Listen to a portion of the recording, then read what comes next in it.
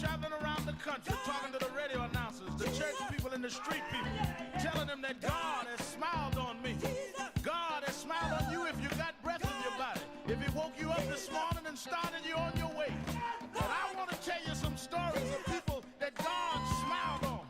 We know the story of Dr. Martin Luther King, how it started way back in Montgomery, Alabama in 1955, trying just to get dignity, trying to get respect. And he went all the way to the mountaintop. But he didn't forget about the brothers in the valley.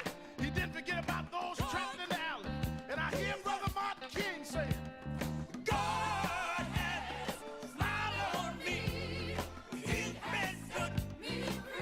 Let me tell you, God has smiled on me. It's been so good to me. Then I see as Dr. King went on, another man stepping to the forefront by the name of John F. Kennedy, who rose up and said, let's not stand back. Let's not wait for a handout. Let's wait for a way out. He said, ask not what your country can do for you, but what you can do for your country. He said, don't us gravel and don't us moan, because God done smile on us. Let me say it. God has smiled on me. He has set me free. Let me say it. God has smiled on me. One more time. I want to say it real slow. I'll say God has smiled on me. He has set me free. Pick it up. God has smiled on me. I feel it. Then I went on by backstage at the Apollo Theater and I saw a man come out. They call him the King of Soul, James Brown. And James Brown said, Reverend, don't you worry. I started out as a shoe shine boy. I started out as a convict. I started out uneducated. But I learned to sing my song.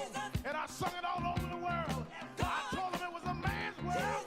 I told him about the big payback. I told him Papa got a brand new bag. And all over the world, they can hear my voice. But Reverend, don't you frown. Don't you bow your head. Tell him what you told me, Brother Brown. God has smiled on me. He has set me free. Yeah. God has. I want to scream, y'all. I want to scream, y'all. God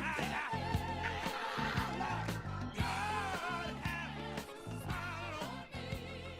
He has set me free.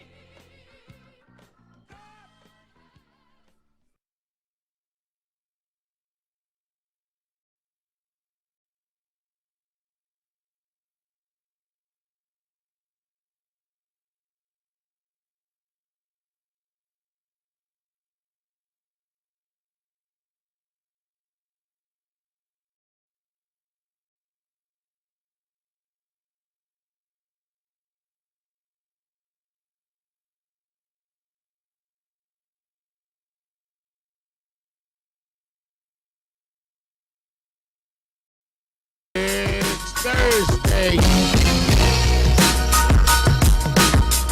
November 8th, November 20th. Do you know what time it is? It's Al Sharpton's time.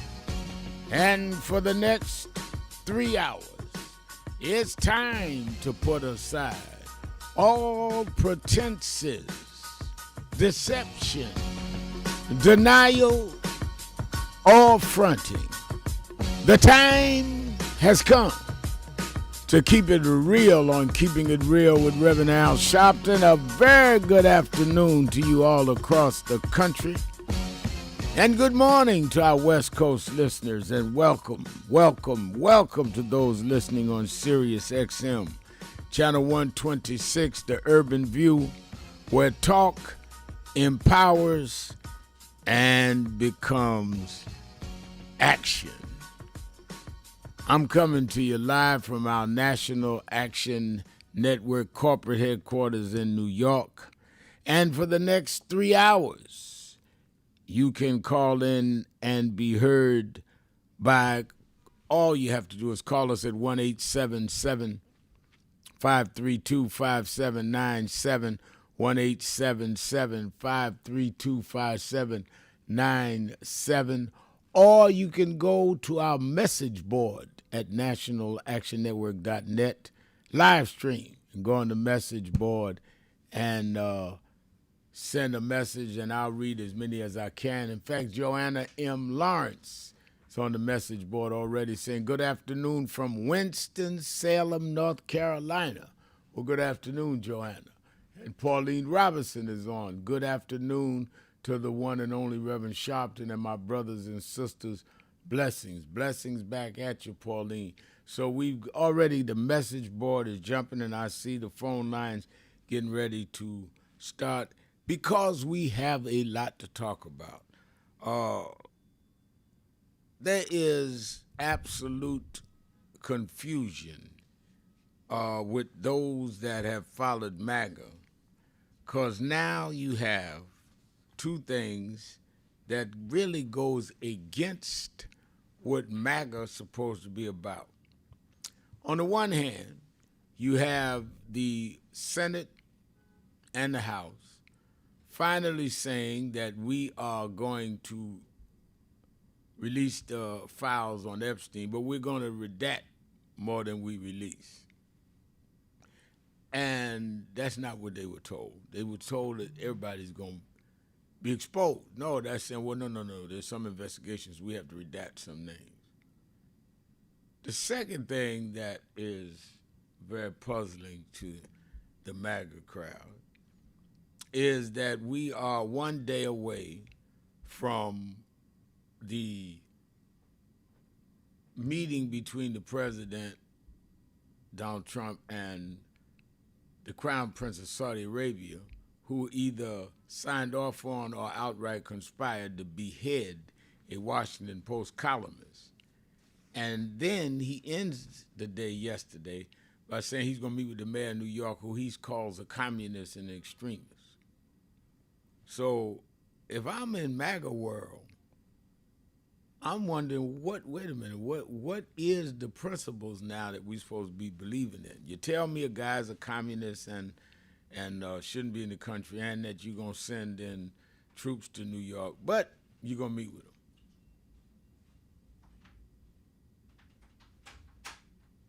I think that at the same time, you are sitting around making all kind of excuses on the Epstein file and its release or non-release. Now, that as we're starting to see numbers finally come out in terms of the economy, which speaks right to affordability. Let's deal with the jobs issue. They've come out now, since government's back to work. They said the U.S. added 119,000 jobs in September, but it's also signs of a weakening labor market. Inflation is up. The wage growth has slowed down, and it's ticked up to 44.4%. So the economic news is not good. Inflation is high. That's not good. Then you've got the feds facing a decision on limited data as rate cuts odds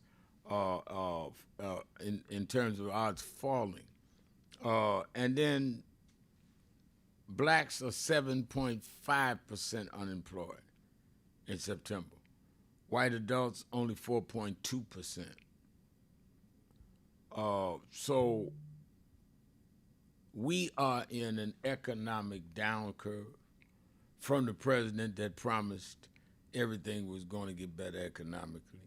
We're seeing the president not release the Epstein files and let the fur fly, let the axe fall on whoever it may. That's not happening. And we see that there is a 3-judge panel in Texas that has ruled that the redistricting of the congressional lines in Texas were racially based and therefore wrong, and that the original lines was not race-based. And the Supreme Court now will be appealed to. The question is, do they take it? And if they take it, what kind of position are they in? Because on one hand, if they say, well, if it was race-based, it's all right, then how do the court go against Section 2 in the Voting Rights Act that they're deliberating on now, which said race can be a factor? If they do the reverse, then they've got to eliminate what Texas has done in redistricting. So they're in a catch-22. Part of the problem, I think, is that they are playing to a narcissist wannabe dictator and not dealing with the overall policies that advance and work for the benefit of the people in the country. And now they are running into dead ends 8 months in. And I think that it is very clear they have no idea which way they're going. They're playing it almost by ear, day by day. Now, the sad news about that is that we are living the consequences. And we are suffering the results. So when they shut the government down, that disproportionately hurts a lot of black employees. And it hurts all employees.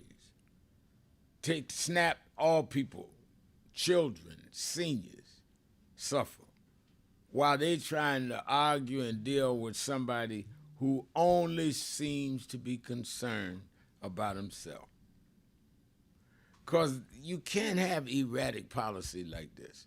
I'm going against those that are un-American, American first. But I'm going to salute and have everything but in name or state dinner for a ruler that ordered the beheading of the crown prince of Saudi Arabia. I'm going to stand with the Christian right. I'm going to say that we're going to deal with reports that Christians are being harmed in Nigeria. But at the same time, I'm going to lower every value that they preach in churches by hiding pedophiles' files, sending my lawyer down to talk to somebody convicted of sexual offense. And I've been on tape saying I would grab a woman by her privates. It's all over the place. And if you think it is too confusing, yep. Now, Esteban Tevens is on our message board saying he's trying to add charges with the Epstein files against Democrats who were mentioned. With that, the court will block the releases. So Trump, America, that I agree with that. That's exactly what he's trying to do. But you got to release the fouls. And to say that you're now going, let's say they try to prosecute somebody and they were going to, in many ways, try to bring them to justice. Well, then you'd also have to have all of that going to court. They have to give the files over. Why are we hearing this man continuing to be protective of files unless he's in it or somebody that they think is close to him in it? I think that answers itself. The mayor from the Queensbridge houses in Queens, New York, Rodney Jones, says, Rev, why do these reporters deal with Trump's verbal abuse, power of the tongue? Yeah, a young reporter, young lady asked him yesterday about the files. I believe it was about the files. And he just went off and just tongue-lashed her and tongue-lashed ABC needs to lose their license and all. He just berates people, which really shows a sense of insecurity and craziness. But, hey, that's who he is. And in case you forget, he'll remind you tomorrow. So let's talk about all of these pending things, the economy, the inflation that I mentioned, as well as what is going on with this case that deals with voting rights, with the redistricting, and, of course, the Epstein files, as well as what is going on in terms of Mr. Trump, the president, not being able to duck the questions of his ethics. Let's talk about all of that and more. I'm opening up the phones, 1-877-532-5797, 1-877-532-5797. Sharpton, keeping it real. Be right back. Keeping it real. And I think that is extremely important about the funding. But I also want to add how they're changing what can be taught. You have states outright saying you can't teach black history and you can't teach certain other histories and the curriculum. You have this administration that is literally taking out exhibits from the Smithsonian. So we have not only an education problem in terms of resources, we have an education problem in terms of curriculum and what people are being taught. So I have one grandchild, 6-year-old. When he gets to high school, it may be just against the law for him to learn about certain parts of American history, which includes blacks. We want to talk about slavery. We want to talk about the good side of America. Well, what does that mean? That's not history. Everything was not good. And I think that that is the threat that we've got to fight, which is why we've got to fight with the courts and the streets, because they're literally changing the textbooks as we go. As they do that, they change the opportunities, because then the fight against affirmative action is not having access to these institutions and telling these institutions, this whole fight around DEI, which they did, started at Harvard with a black woman president. Started with them saying you can't teach diversity in an Ivy League school like Harvard. It didn't start in Little Rock at the high school. This fight, this time, was Harvard. And they went from there on. And I think that we've got to have the same resistance. If they could fight in the 50s, the ACP Legal Defense Fund was together and deal with the question from Little Rock in terms of desegregation, then we that are far more educated, far more economically secure personally, have no excuse in the age of what they did in Harvard not to be standing up back in this.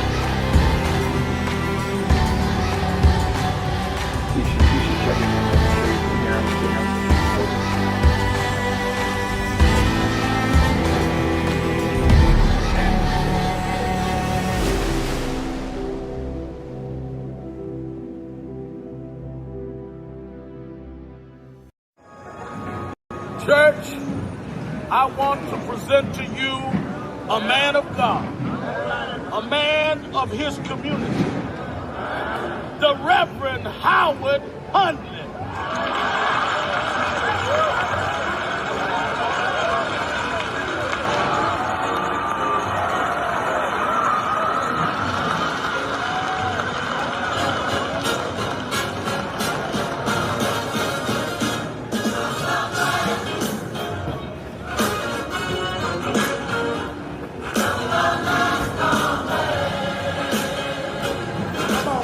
Together. Yes, I am. Trouble don't last always. I'm so glad. Yes, I am. Trouble don't last always. Can I get a witness? I'm so glad. Trouble don't last always. Reverend Al Sharpton, and we're back. 1-877-532-5797. 1-877-532-5797. Let's go back to the phone. Attorney Jennifer Jones Austin.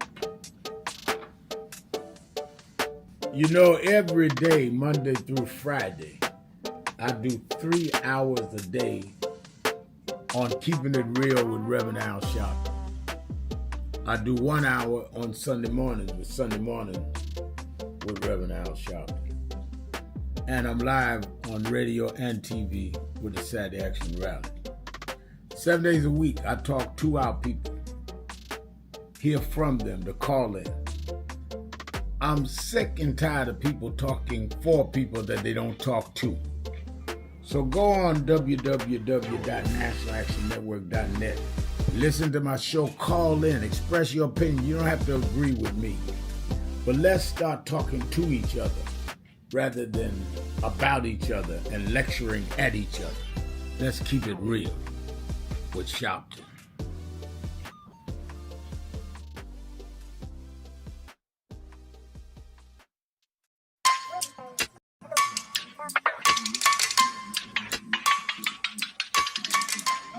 Hey, what's up?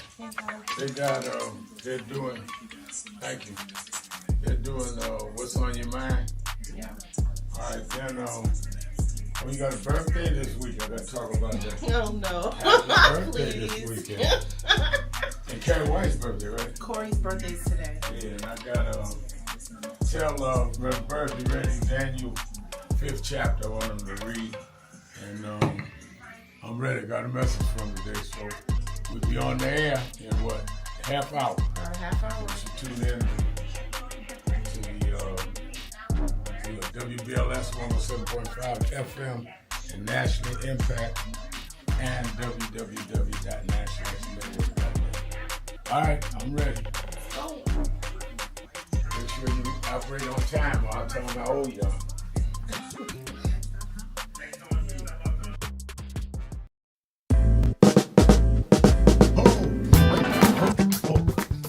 Do I seem excited?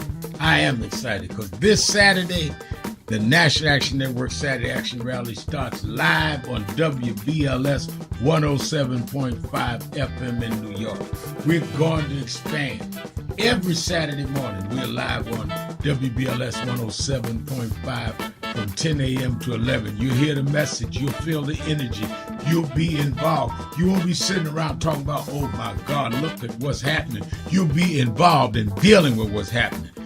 I'm excited, and you should be excited too. Turn on WBLS 10 a.m. every Saturday morning. I have a message for you, and if you want to, you can come to the House of Justice and be there live, 145th Street and Lenox Avenue. We kick off at 9, and we don't stop until we deal with getting our people energized.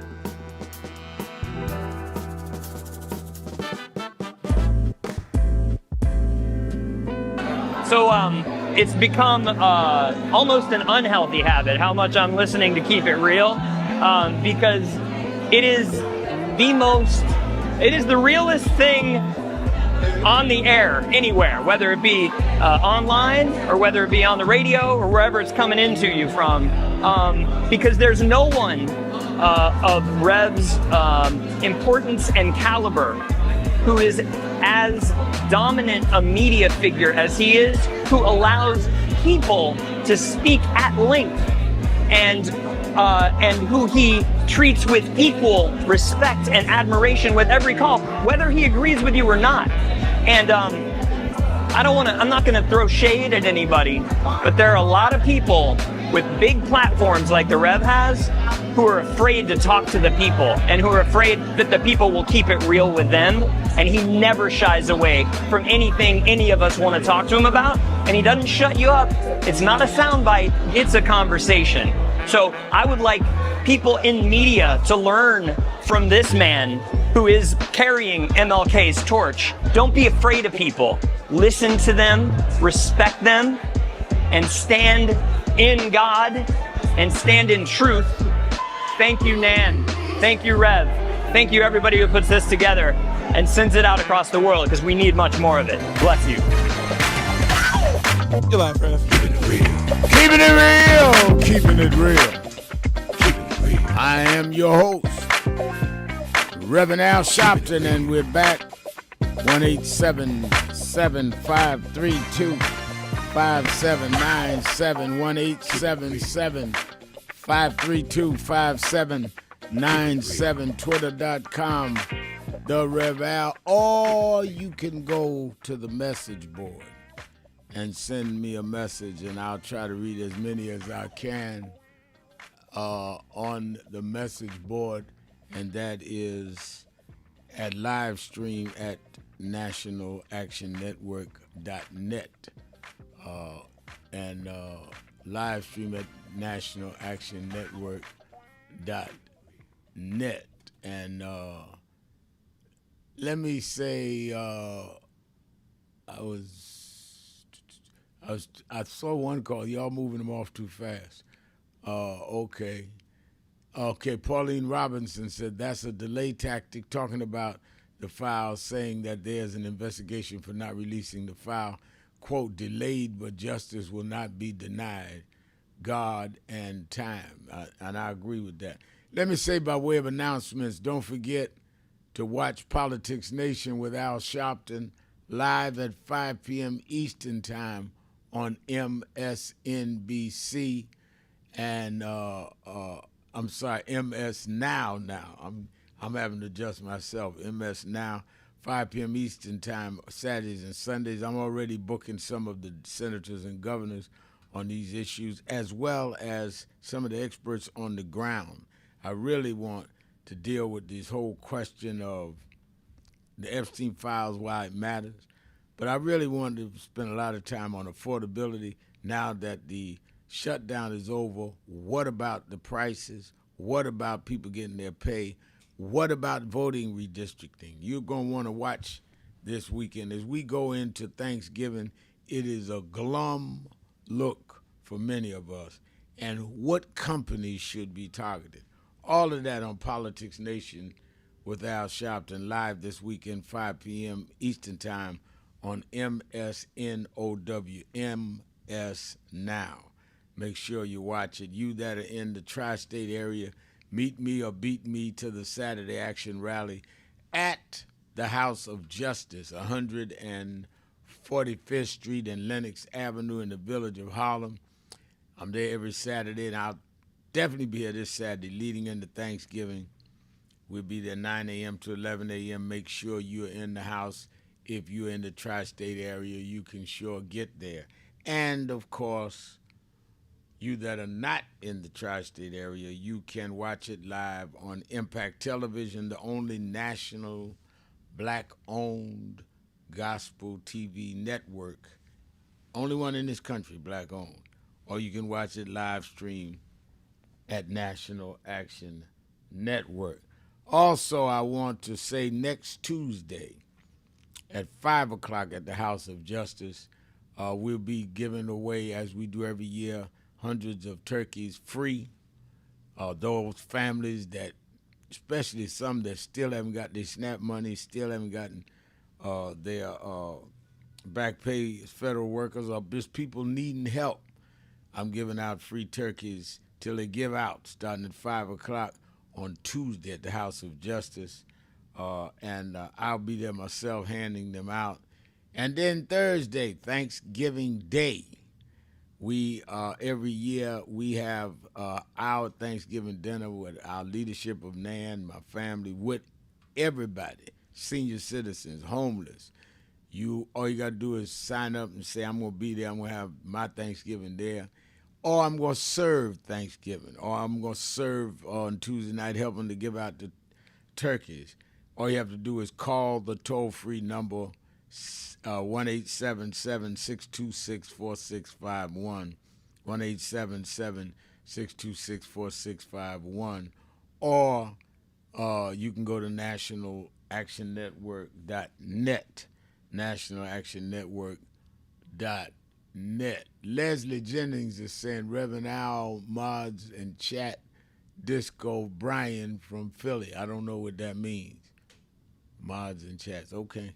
Where's Disco Philly? I've not heard from him a couple of days. All right, let us go to the phones and start getting our callers in and on. Let's start with Ira in Washington, D.C. Ira, you're keeping it real with Al Sharpton. Hey, good evening, Rev. Sharpton. Thanks for taking my call. I just wanted to ask a question about this, something I saw on the internet that said something about agenda. About a what? 2030. The Agenda 2030, something that they had is dealing with the digital currency, digital IDs for people so they can take control of your green dollars and use it as a digital currency, so you have to go through them to do everything, which they claim they're doing in these foreign countries, and this is how they regulate them, buying their food, their water, their meals, where they live at, how they drive, and everything. You know anything about that Agenda 2030 that they have already out? I know that there is something on the internet, as you say, about that. I know that there's some report our research staff at National Action Network is dealing with, from AI all the way to these kind of chips they want to replace currency with. I don't know enough about it to discuss it yet in public, but there is obviously something going on. And one has to be concerned, if they do this, is it going to be handled in an elitist way and for a certain class or income level of people? And why so secret? So I'm concerned about it, but I don't know enough about it to give specifics, but I'm very concerned about it. Well, I just want to bring that awareness to the people, because this is what I've read about. They say it all boils down to they're going to control everything and how you live. And if you don't, like in them foreign countries, if you don't do what they say do, they'll either cut you off or eliminate you completely from getting anything that belongs to you as you used to have as American dollars. Exactly right. Thank you for your call. Let me go to Mustafa in Cincinnati, Ohio. The Buzz. Mustafa. Hey, good afternoon, Rev. Good afternoon. My comment is, man, I'm once again, I'm sick and tired of the victims crying, hollering to be the victim, and they're not naming no name. I saw Gloria Allredge, a civil attorney, on television with a victim. They sitting there looking sad, but they're not doing nothing. They're not naming any, I'm not going to say nothing. They're not naming names. You would almost have to assume. When you say they're not naming names, what do you mean? What I mean by that is they were victimized by somebody. One of the ladies said she was raped by Jeffrey Epstein and other men that are in the file. But she didn't name these other people. Some of them have named Jeffrey Epstein and Maxwell, because that's how they got convicted. They wouldn't have been convicted if they weren't named. They're easy to name. Oh, I thought you said they didn't name Epstein. Well, they did name Epstein. Now, I think that some of what the lawyers have said, I don't know about Allred, is that some of the young ladies don't know the names of the people that they were victims. They were little young girls, teenagers. But that Epstein and the records of people coming in and out, staying at his place and all, they have the names. And that these young ladies can identify them if they see them. That's what some of them are being said. Now, some of them, I agree with you, should know if they some of the ones that the right wing has been saying popular figures. We ought to know their names. They would seem to know who they were. So what they do know, they should say, and they should have a legal environment to say it. I think you're right about that. Yeah, there should be a pathway. And that's what I mean. There's a pathway because if I'm representing somebody, I'm assuming the worst, that they're going to redact, they're going to hold back, they're not going to come forward with the truth. You can see it in Bondi's face almost. We from the streets, man. You from Brooklyn. I'm from Chicago. We know when people playing us. Oh, yeah, and they are definitely playing us. You're right about that. Yeah, exactly. All right, Yeah, thank man. you for your call. Let me take a break. I'm coming back to everybody on the phones. You on the message board, 1-877-532-5797, 1-877-532-5797, or go to the message board at live stream at nationalactionnetwork.net. Be right back. 1, 2, 3, I got the feeling. Hey, baby, baby, I got the feeling. How I got that feeling, yeah. Hey, hey, got that feeling, y'all. Come on. Feeling, baby. Oh, I got the feeling, y'all. Okay, you put your hands together. I got the feeling. Oh, won't you say, baby, baby, I got that. Ah!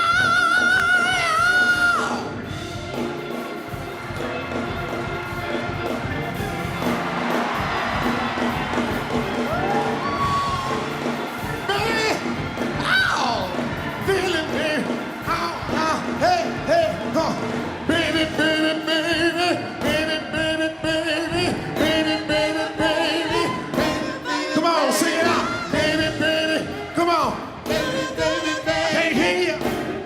Hey, hey. I got that. Thank you so much. My name is True Osborne. Humbled and honored.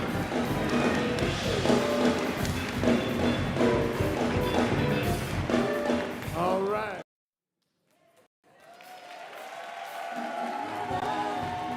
Knew love like this before, 'cause I never knew love like this before.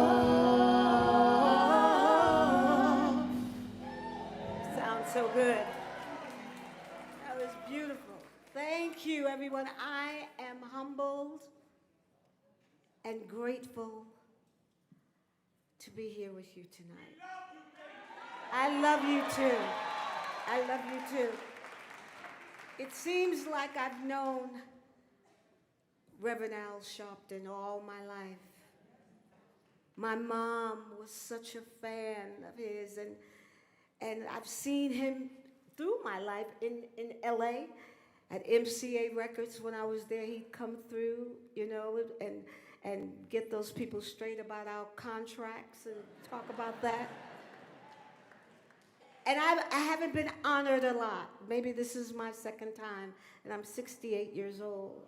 And I've been in this business my entire life. I've never done what you would call a real job. But I am truly honored, and I'm thankful, and I love us. I love my black people.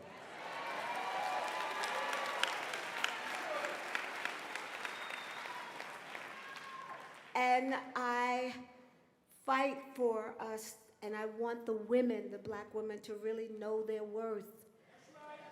Know that they're queens. That's important to me. That's how my mother raised me. My mother was militant, I guess, when it wasn't trendy, yes. Because when I was a little girl, my mother and father would drive in Brooklyn. I'm from Brooklyn, Bed-Stuy, do or die. And when she would see police officers handling black children or a black boy or a girl, she would have my father stop and say, she'd get out of the car and she'd say, "What's going on here? Wait a minute, what you doing?" All the time. So it's natural that I'm that way because I'm so tired of seeing our black men beaten with handcuffs. They have handcuffs on. That's important to me. That's my fight. I want love in this world. We're living in some, I love you. I never knew love like this before. I can't sing because we just finished doing 3 shows back to back. And I flew in this morning and because Reverend Al wanted me to sing home. There's no way I could sing home, but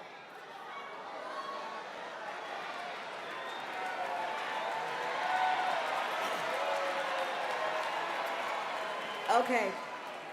When I think of home, I think of a place where there's love overflowing.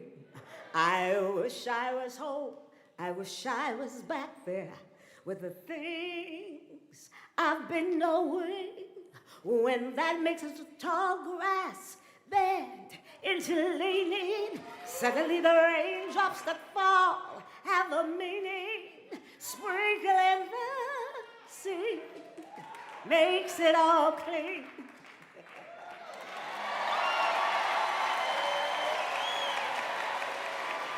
But thank you.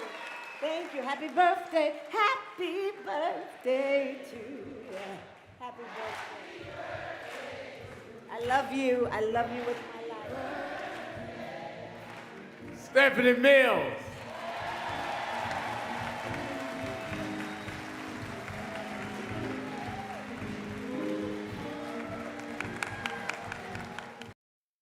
Some of you forget where you come from and forget how you got there and act like you got there because you were qualified or that you had a good resume.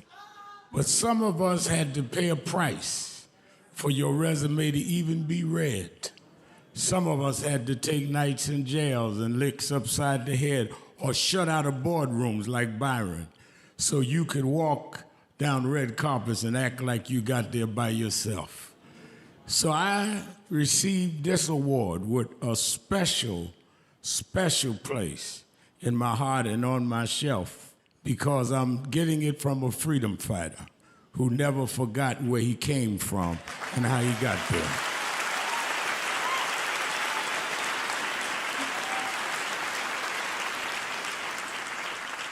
Yes, we've come a long way. We've had now a black president and now a black vice president, but we still can get shot down and have to march to get a case in court. We still can get shut out of boardrooms. We're still doubly unemployed in a good economy. So we're gonna have to keep marching. And I thank not only my family, a mother that raised me by herself, but I thank that lady at the end of the march that knows she won't be on TV that night and knows her name will never be in the paper, but she believed in me enough to get at the end of the line and make me look good. Because Dr. King used to say, if you call a march and no one shows up, you just won't show up. Keeping it real. And I want to thank those that marched. Keeping it real. Keeping it real. Years ago here in Los Angeles. I am your host, Keeping it real, Reverend Al Sharpton. And we're back 1-877-532-5797. 1-877-532-5797. Let's go to Germany. Brother Rick in Germany, keeping it real with Al Sharpton in Europe. Good day, brother. Good Sharpton. Day. Good day. Oh, man. First of all, let me say so long to former Vice President Dick Cheney. They're laying him to rest today. Right. But I called you to talk about COP30. You know, this is the climate change conference down in Brazil. And I just want to say, in light of that conference, that a pole shift of the planet is greater than conventional war or nuclear war. And I am not alone in predicting mass human extinction as an event coming to humanity very soon. Morgan Freeman also has said he believes we are near a mass human extinction event. The scientists warning about polar ice caps melting, they are not being ignored by the wealthy like Jeff Bezos and Elon Musk, who have the world fooled and thinking that they are working on rocket ships for Mars when they are working on hibernation and rocket ships to put ships in orbit around Earth so that some few can survive the apocalypse that's coming. Brother man, I'm done. All right, thank you for your call. Let me go to Andre J. in Chicago, Illinois. Andre. Yeah, Reverend, the producer, I told him I want to hold on. I had a question for Miss Jennifer John Austin. Oh, okay. All right. I did not know that. All right. She will not be on till segment after next. All right. Let me 1-877-532-5797. 1-877-532-5797. Let me say, I don't think we ought to take lightly what is going on in terms of this president on a global level. Because mind you, what he has done, he has isolated, in many respects, nations of color. He's identified Nigeria as killing Christians. He's identified other countries like South Africa saying they were committing genocide against whites, and therefore he was letting certain white Afrikaners come into this country. There is a whole global plan unfolding with this president, and that is to just marginalize and, in many ways, some matters worse than that, or some ways worse than that, nations of color. Again, I'm not defending wrong if there is wrong, but I'm raising questions about wrong. I want to see the empirical evidence about Christians being killed in Darfur. I want to see the empirical evidence of whites they committed genocide against whites in South Africa. I want to see the drugs in Venezuela. I mean, they done shot and drowned all these boats, bombed these boats, whatever artillery they used, but I've not seen one sack of fentanyl or bag of cocaine float to the top of the water. I need, especially with Donald Trump, I need more evidence than this. And in the midst of it, why is it only countries of color, Nigeria, Venezuela, South Africa? But he doesn't talk that game to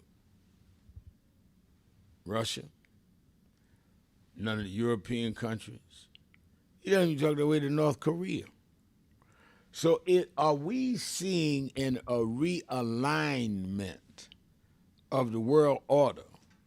And that's why they tolerate Trump's brazen behavior, because he is theatric enough for people to see the theatrics, but miss the reordering and the realignment that he's doing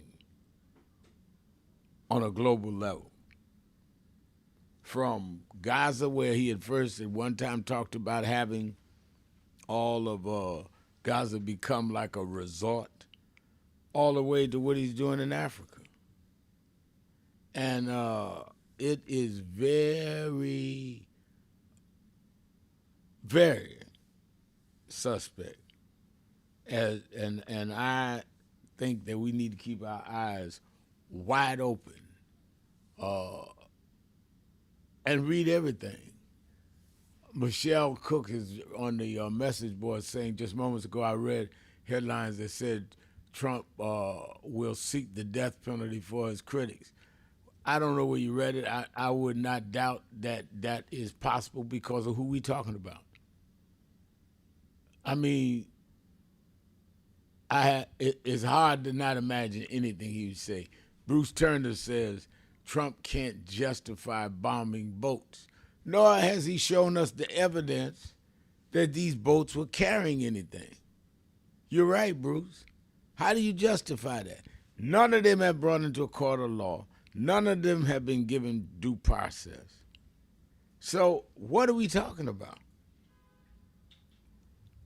I think that it is scary to me that we're allowing this to just go unnoticed, that we're allowing it to go like it's all right. And it's not all right. And I think that we are going to end up the real victims of our own not paying attention. Because it's not that Trump's not saying it out loud. It's that some of us were not paying attention. And that's why I have said what I said. Let me go back to the phone. Let me go to my Ace Boone Coon in Chicago on the west side. He says it's the best side. Brother Frank, you're keeping it real with Al Shops. Brother, you know, I always will. My God, how you doing, brother? I'm good. Good to hear your voice. Thank you, brother. Let me first thank you for coming to Chicago, okay, and visiting our very own icon here, Reverend Jesse Jackson. You know how much we love him. You know we praying with him, and he knows that he's not alone. Thanks for coming, bro. You snuck in on us, though. I didn't know you was coming, but I'm glad you did come. That's true love. Rev, you know something? You showed me inspiring people to call in. Sometimes when I call them, I'm only listening to them, so, but I'm listening today. And Lord, but you just finished talking about in regards to what this president is doing, Donald Trump. I'm not even calling him President Trump. I'm calling him Donald Trump. Rev, you know something? Far as I'm concerned, once we done dealt with him and he's gone, Rev, if we don't attack and destroy everything he built, then something's wrong with us. Okay, start with that Supreme Court. I got my fingers crossed, toes crossed, and everything, hoping we can get, okay, the Supreme, both houses of Congress, hands down. If we can get that, he got to be impeached, okay? We got to impeach those who gave him the power of a king. All six of them, where we need to start setting history ourselves. Everything Donald Trump does and build need to be destroyed, including that East Wing. Because, see, that's his version of the wall, some kind of landmark said he done that. Right. I personally think that he really don't like he really don't like the fact that we can say that the slaves built the White House, the slaves built the Capitol and all this stuff. He doesn't like that. Whenever he put up there right now, someone had a good idea of changing the name to another hall name, something like that. I said tear down. You don't need to say tear down, okay, and go after all those who's in cahoots with him. What's his name? Jan Bromley over the DOJ. We got to destroy everything this man did. What he doing out there is exactly what you were saying. I said this guy showed us no evidence of no drugs. At least seized one of the boats. Okay, I think right now, and not trying to say anything, I think right now, if Malcolm was alive, there'd be no doubt in my mind. All those African nations that Donald Trump is, you know what I'm saying, doing like what you doing, giving the black eye. He be around them, all of them and said, look, why don't y'all get together and just stand up to this guy? Because this is absolutely ridiculous. It's insane.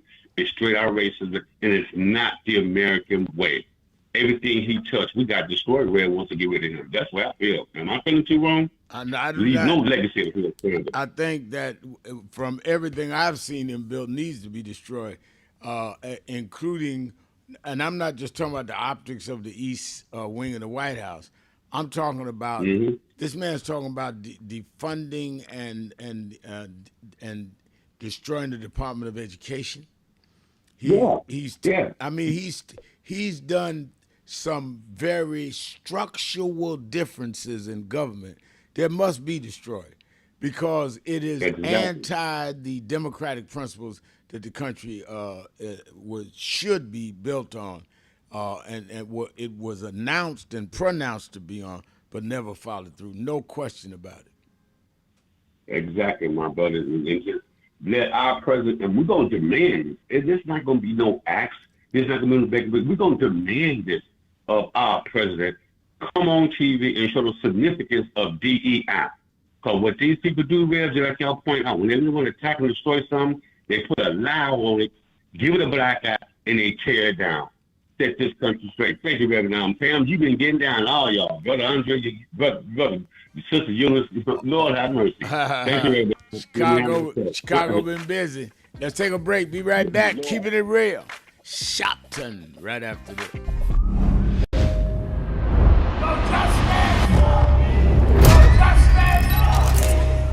62 years ago today, Martin marched in Washington. 62 years later, the dream is not dead.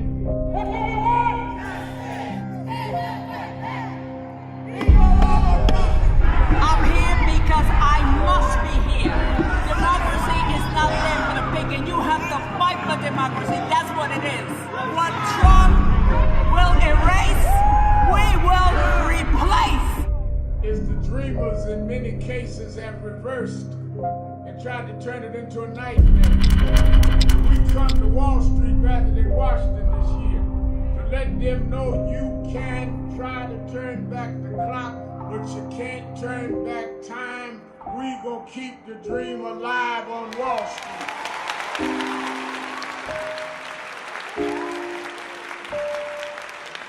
It's been a long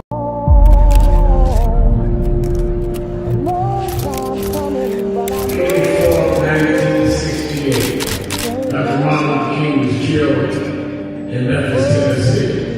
And it has been the commitment of National Action Network to always, in the month he was killed, to let them know they killed the dreamer. Because I have a dream today. They can't kill the dreamer.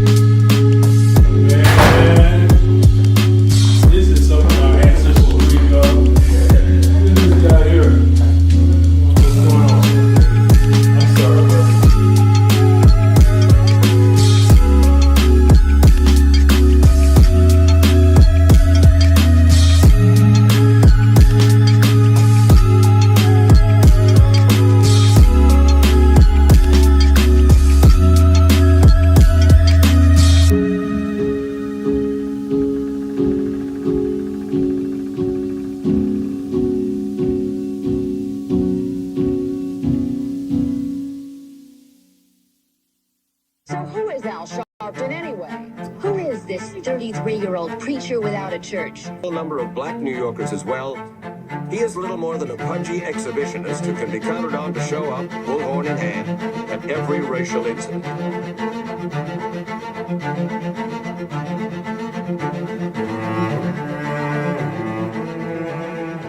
I often quote Mark Twain saying, the two most important moments in life is the moment you are born and the moment you find out why you were born. I had a very troubling conversation the other day that prompted me to do this little video. Young man that I've known a while came to me and he was crushed. I mean, really crushed, because people were criticizing his work. He's in the ministry, but he's also an actor. And he said he couldn't understand why people were jumping all over, criticizing him, trying to find scandalous and derogatory things about him. And I told him, I said, you know, you very young.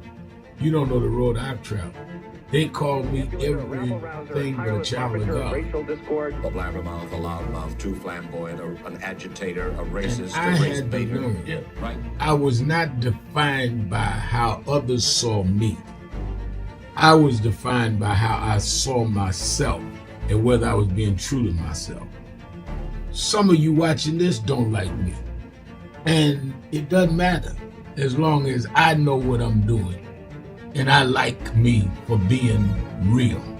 So I'm doing this video to say to you, whoever you are and whatever you do, you may not be in ministry or social justice, none of this stuff, but don't live your life worried about opposition or people that don't like you. You can turn that around. Use me as an example. The same people that called me a scam artist, a con artist, a sellout, or racial hustler and all, I kept going. And the people I respected started respecting and publicly embracing my work. When Coretta Scott King, the widow of Dr. Martin Luther King Jr., had this to say about Al Sharpton. A leader who has protested injustice with a passionate, unrelenting commitment to nonviolent action in the spirit and tradition of Martin Luther King Jr. And I am talking about your leader, our leader, the Reverend Al Sharpton. The other thing that hasn't changed is the National Action Network's commitment to fight injustice and inequality here in New York City and across America. And that's not only a testament to Reverend Sharpton, it's a testament to all of you who are here tonight.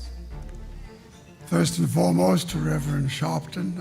I saw him when he first came on the scene, and I have marveled at his tenacity, at the development of his intellect, and his devotion to our movement, and much he has contributed to the world we are experiencing. I am honored, and I must say that when I had my debate with Dr. King on the issue of the church and religion, he didn't warn me that after his departure, his space would be filled by another preacher, and that preacher would be Al Sharpton. All you want in life is people that matter to you to say you did all right. And more important, that you can look in the mirror and say you did all right.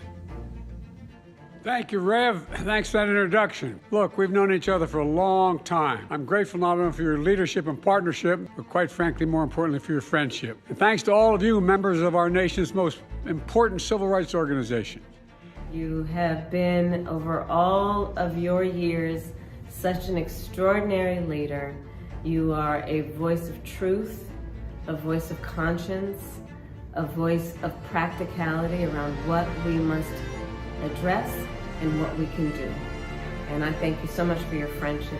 I remember that most of the youth around Al's age, he was about 12, wanted to be like Connie Hawkins, a great basketball player, legend, or Earl the Pearl, or Clyde Frazier. Al wanted to be like Adam Powell, a powerful preacher with a social justice gospel. He was very close to, at that time, to Reverend William Augustus Jones, powerful preacher and social justice advocate, and Reverend Gardner Taylor State right down the street, and Bishop Washington, whose church he came from, and Reverend Sandy Ray. He wanted to be like these giant preachers. He wanted them to have the edge, however, of the King's social justice dimension. He wanted to be like them. Now he's one of them.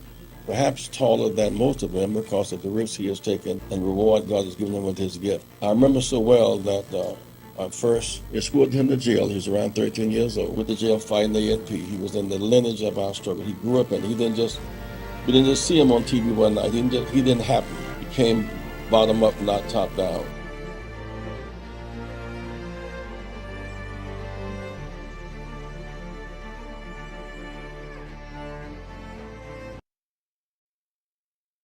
Don't question the statement you make, brother. Brothers gonna work it out. Be a part of the conversation. Just keep it real. Live from the National Action Network corporate headquarters in New York, keeping it real. And now, America's #1 civil rights leader, the Reverend Al Sharpton. Keeping it real, keeping it real. I'm your host, Reverend Al Sharpton, and we're back. 1-877-532-5797. 1-877-532-5797.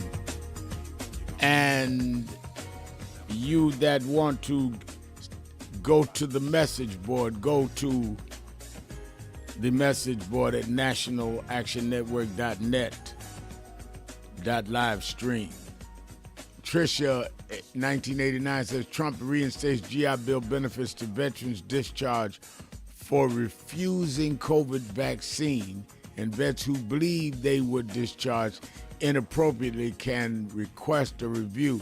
So basically, wiping records clean. Interesting. Tanya Stovall, I'm on the message board. Tanya Stovall says, I agree. As Trump calls it fake news, no statistics or data on jobs or anything else can be trusted. The Epstein files, you name it, all information forthcoming is not to be trusted. All right, Tanya, let me go to the call screen. Let me go to RT in St. Louis, Missouri. RT, you're keeping it real with Al Sharpton. Yes, sir, Reverend Sharpton, as it relates to, thanks for taking my call. As it relates to what's going on in Venezuela, just two quick comments about that. The first comment is that Venezuela has the largest oil reserves in the world, even larger than Saudi Arabia. So that might have something to do with our involvement with them.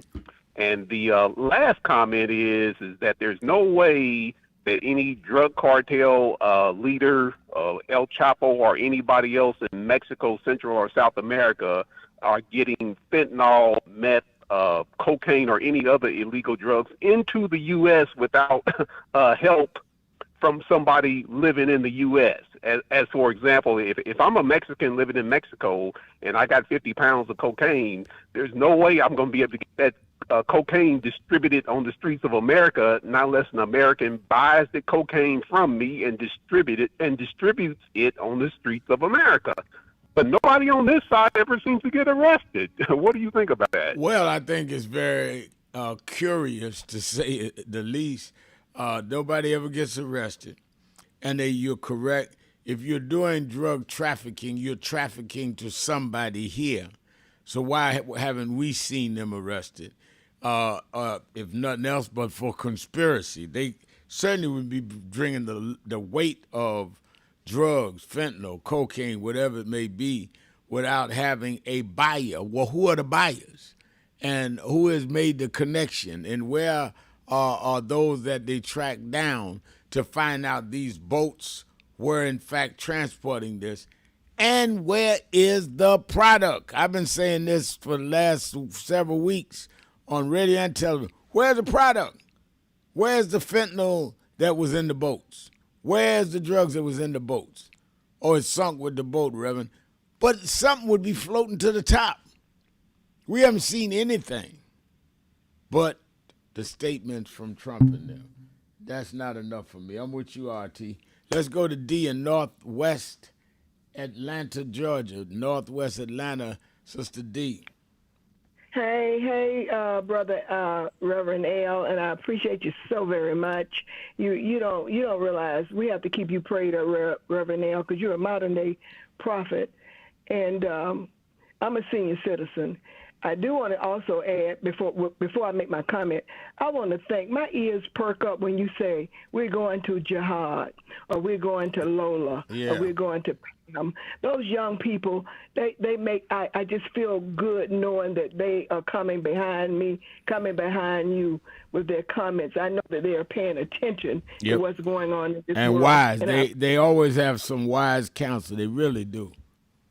Lola and Pam remind me of some of these young nieces I have, some of the great nieces, those are in their 20s and 30s, when they get to talking to me, and sometimes I just have to be quiet and listen, because they know what's happening, because they're coming up in a different world from my world. Reverend Al, my comment today is about next year's elections. Trump's approval rating is now, I think, at 37 or 38%. And you would think that Democrats don't have anything to worry about for next year. And it seems that a recent poll found that registered voters were choosing, if they were choosing today, 55% would elect the Democratic candidates as opposed to Republican ones. But Project 2025, Stephen Miller and Trump's agenda is to maintain power. I guarantee you that they are working on a program right now, program or project, to kill the possibility of a fair vote during the midterms. And I hope that Democrats are prepared and waiting, not waiting, but they are prepared to see what's going on and be ready to combat that. Absolutely. And I think that I share that with you, that hope, because I think the Democrats need to really start firing back heavy as they can in terms of appealing to the public, while these polls, and some of these polls are to be believed, I would suppose, while these polls indicate that they are on the defensive.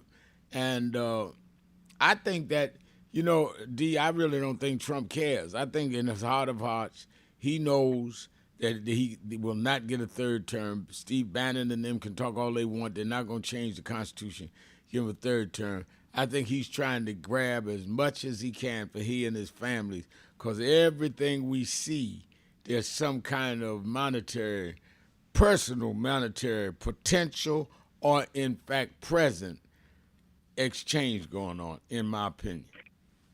That's my opinion, too. I agree with you, but I'm never going to forget, before the elections, back in last November, Trump said, Elon knows computers.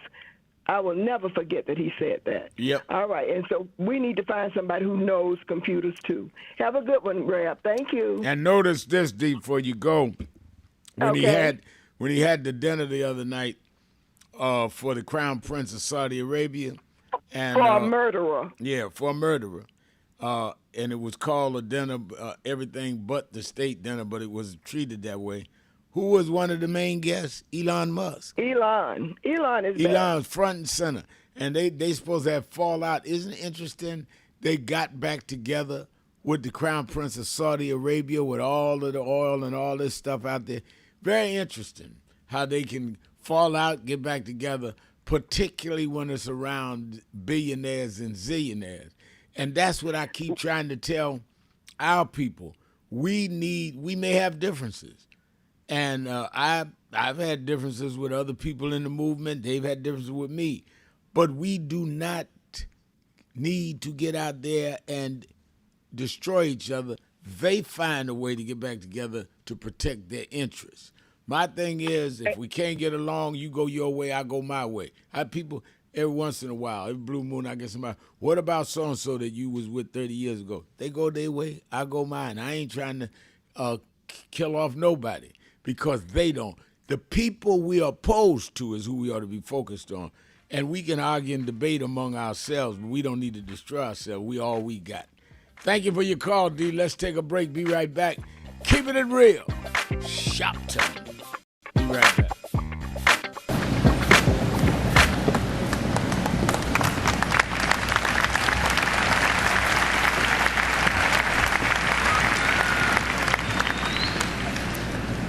All over the world today, people are gathered in love vigils to celebrate the life of a man that taught the world how to love.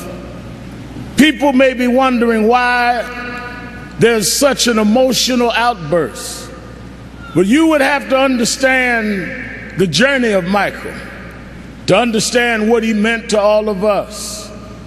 For these that sit here as the Jackson family, a mother and father with 9 children that rose from a working class family in Gary, Indiana. They had nothing but a dream. No one believed in those days that these kind of dreams could come true. But they kept on believing, and Michael never let the world turn him around from his dreams. I first met Michael around 1970, Black Expo, Chicago, Illinois, Reverend Jesse Jackson, who stood by this family till now. And from that day as a cute kid to this moment, he never gave up dreaming. It was that dream that changed culture all over the world. When Michael started, it was a different world. But because Michael kept going, because he didn't accept limitations, because he refused to let people decide his boundaries, he opened up the whole world.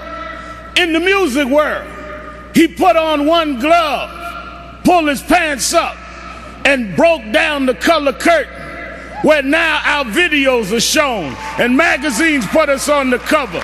It was Michael Jackson that brought blacks and whites and Asians and Latinos together. It was Michael Jackson that made us sing "We Are the World" and feed the hungry long before Live Aid.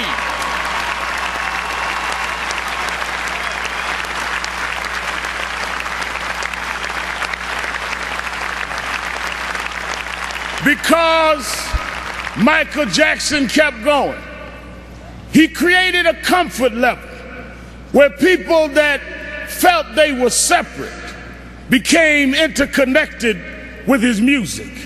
And it was that comfort level that kids from Japan and Ghana and France and Iowa and Pennsylvania got comfortable enough with each other to later it wasn't strange to us to watch Oprah on television. It wasn't strange to watch Tiger Woods golf. Those young kids grew up from being teenage, comfortable fans of Michael to being 40 years old and being comfortable to vote for a person of color to be the president of the United States of America. Michael did that. Michael made us love each other. Michael taught us to stand with each other. There are those that like to dig around mess, but millions around the world, we're going to uphold his message. It's not about mess, it's about his love message. As you climb up steep mountains, sometimes you scar your knee, sometimes you break your skin, but don't focus on the scars, focus on the journey. Michael beat him. Michael rose to the top. He outsang his cynics. He outdanced his doubters. He outperformed the pessimists. Every time he got knocked down, he got back up. Every time you counted him out, he came back in. Michael never stopped. Michael never stopped. Michael never stopped.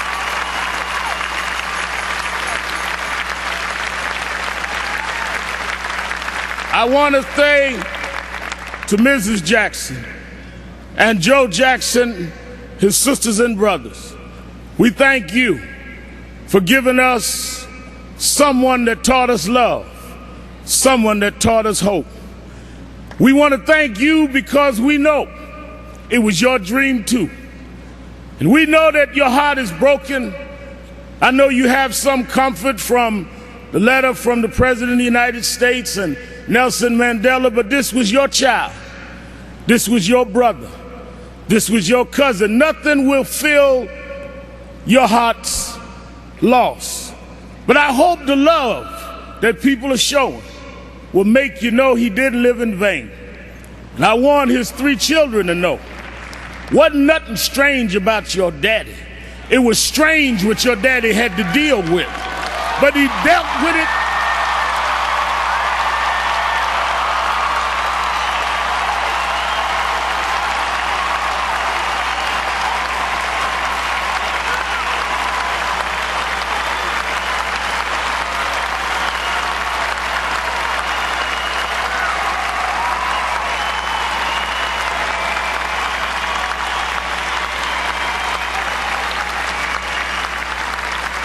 He dealt with it anyway. He dealt with it for us. So some came today, Mrs. Jackson, to say goodbye to Michael. I came to say thank you. Thank you because you never stopped. Thank you because you never gave up. Thank you because you never gave out. Thank you because you tore down our divisions. Thank you because you eradicated barriers. Thank you because you gave us hope. Thank you, Michael. Thank you, Michael. Thank you, Michael.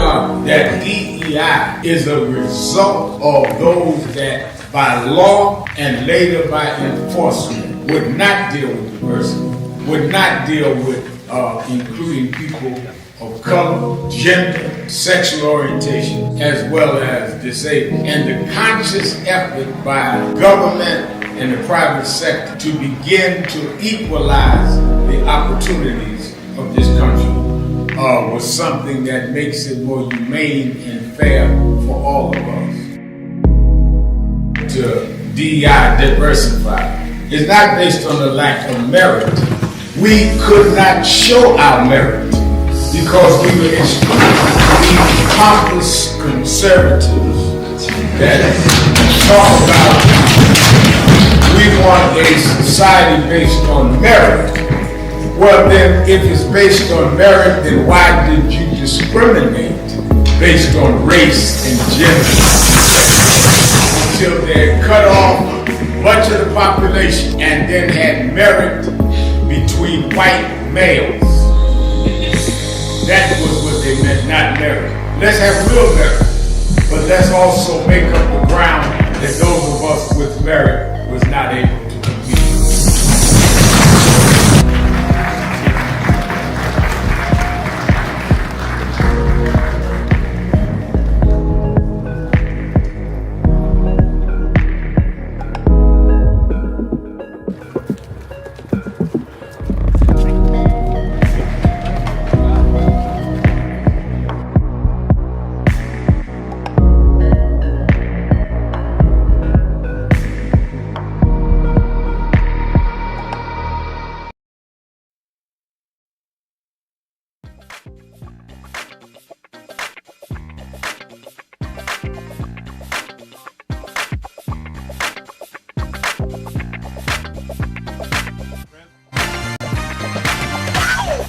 Hey, Rev, I got Jennifer Jones Austin as well. Yep. You're live. Okay, thank you.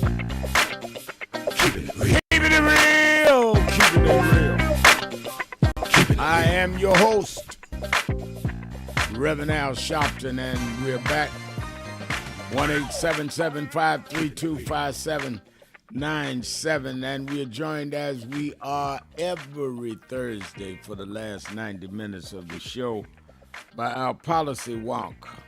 She's the CEO of the Protestant Welfare Agencies of New York, and she is the vice chairman of the national board of the National Action Network, Attorney Jennifer Jones Austin. How you doing, Jenny?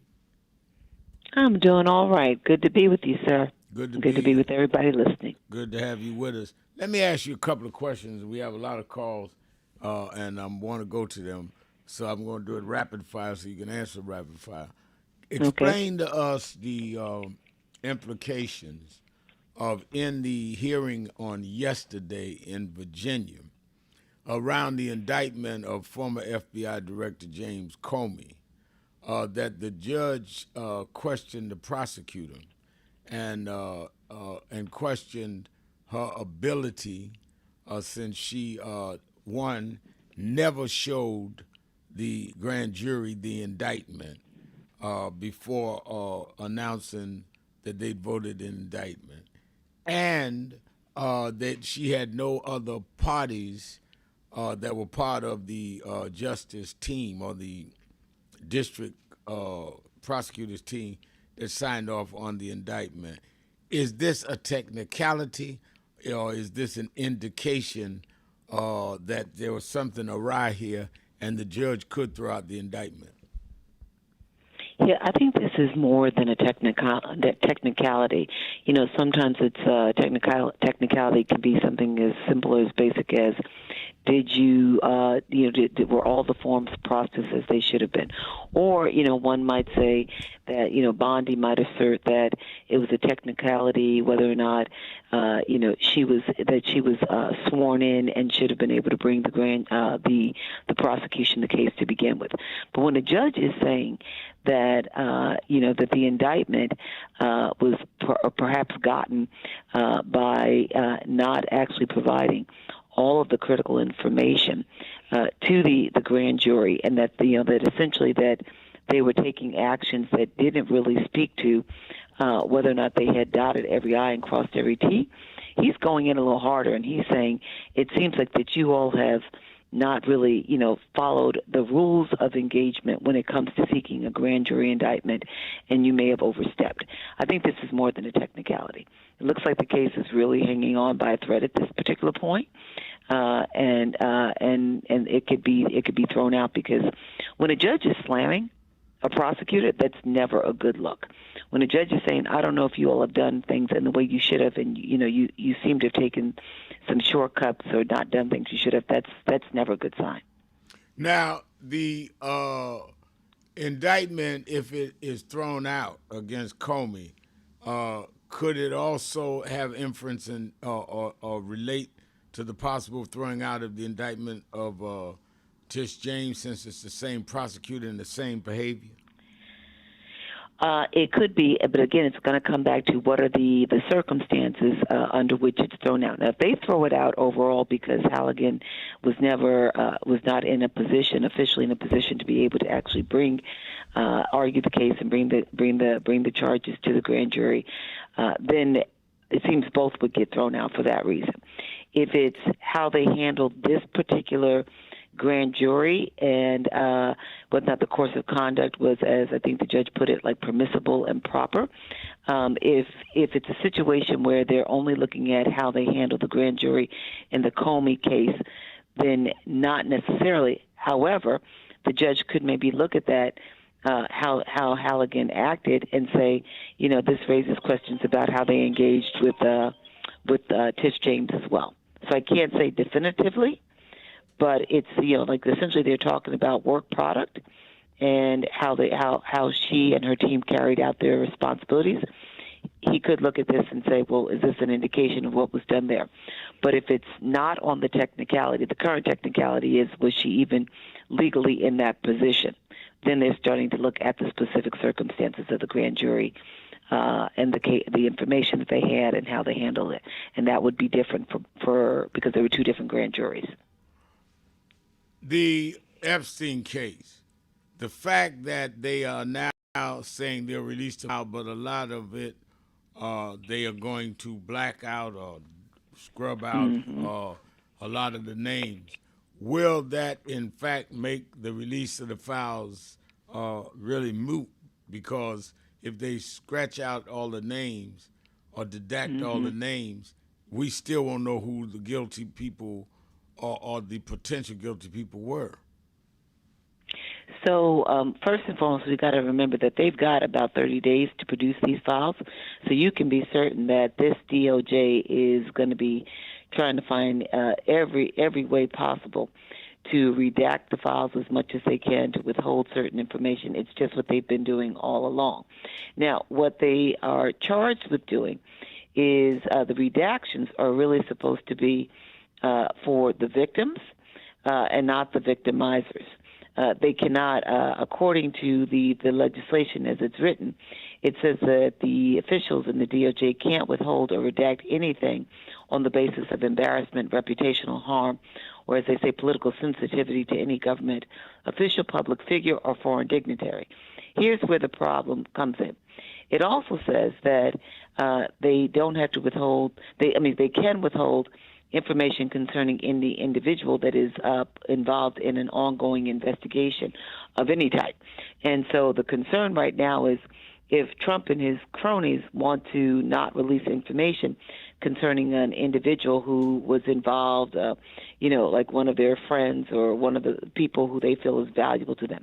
If they want to withhold that information, might they open up an investigation of some sort so that the information about this individual's involvement would be legally withheld?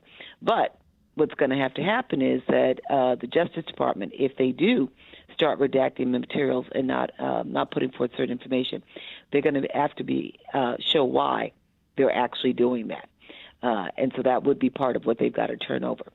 But it's not just a slam dunk. It's not the case where we're just going to see everything turned over all of a sudden. They're going to, you're going to see Trump and his people trying to still protect people. And the ways that they're going to try to go about doing it might be us seeing more investigations opened up so that of people who are named so they can get around it. All right. And let me ask you this. In terms of the next steps in the case of Epstein, is it likely or even possible, being that we see that Larry Summers, former president of Harvard, has resigned, and of course he was implicated.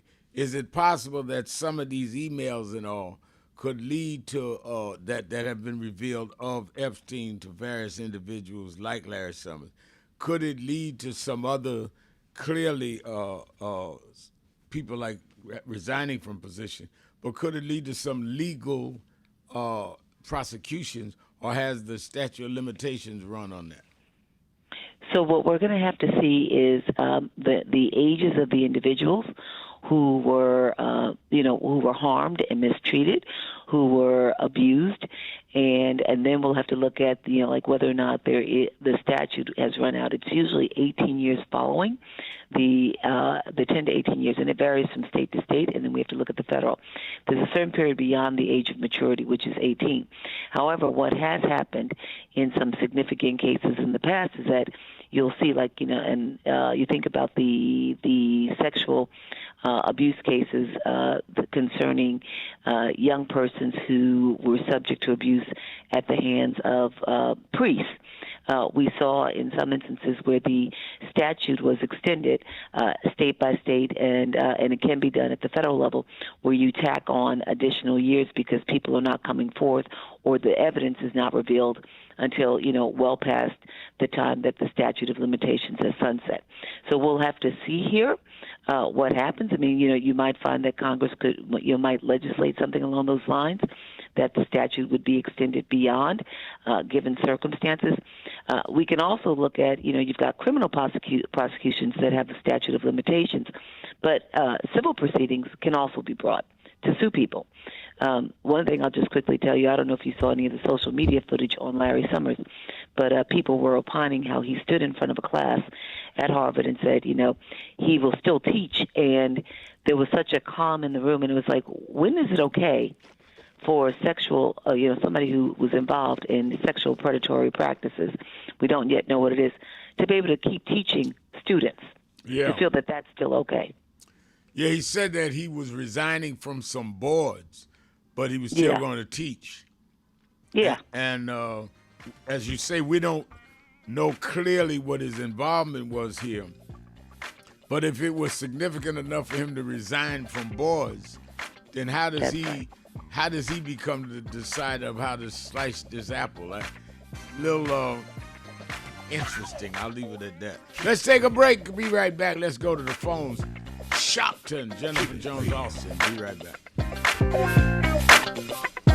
Democratic presidential candidate, Reverend Al Sharpton.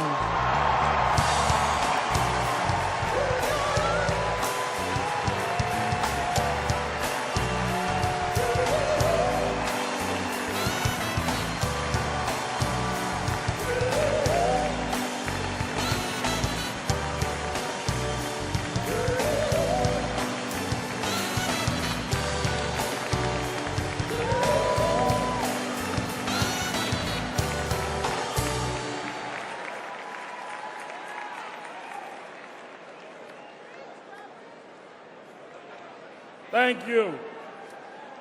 Tonight, I want to address my remarks in two parts. One, I'm honored to address the delegates here.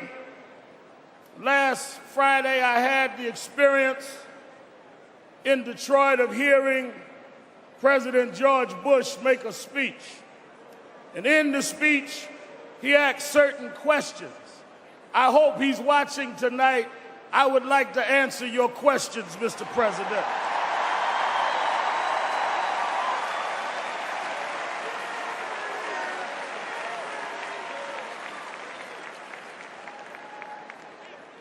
To our chairman, our delegates, and all that are assembled, we're honored and glad to be here tonight. I'm glad to be joined by supporters and friends from around the country. I'm glad to be joined by my family, Kathy, Dominique, who will be 18, and Ashley. We are here 282 years after, right here in Boston, we fought to establish the freedoms of America. The first person to die in the Revolutionary War is buried not far from here, a black man from Barbados named Crispus Attucks. 40 years ago, in 1964, Fannie Lou Hamer and the Mississippi Freedom Democratic Party stood at the Democratic Convention in Atlantic City, fighting to preserve voting rights for all Americans and all Democrats, regardless of race or gender. Hamer's stand inspired Dr. King's March in Selma, which brought about the Voting Rights Act of 1965. 20 years ago, Reverend Jesse Jackson stood at the Democratic National Convention in San Francisco, again appealing to preserve those freedoms. Tonight, we stand with those freedoms at risk and our security as citizens in question. I have come here tonight to say the only choice we have to preserve our freedom at this point in history is to elect John Kerry, the President of the United States.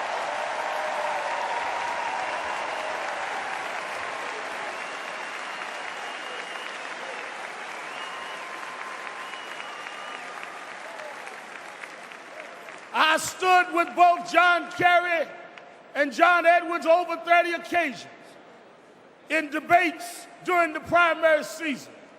I not aided them, I watched them. I observed their deeds.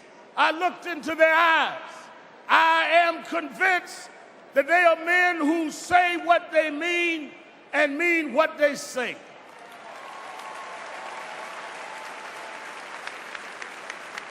I am also convinced that at a time when a vicious spirit in the body politic of this country that attempts to undermine America's freedoms, our civil rights, our civil liberties, we must leave this city and go forth and organize this nation for victory for our party and John Kerry and John Edwards in November.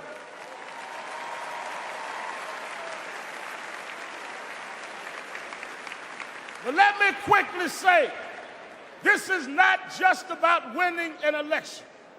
It's about preserving the principles on which this very nation was founded. Look at the current view of our nation worldwide as a result of our unilateral foreign policy. We went from unprecedented international support and solidarity on September 12, 2001, to hostility and hatred as we stand here tonight. We can't survive in the world by ourselves.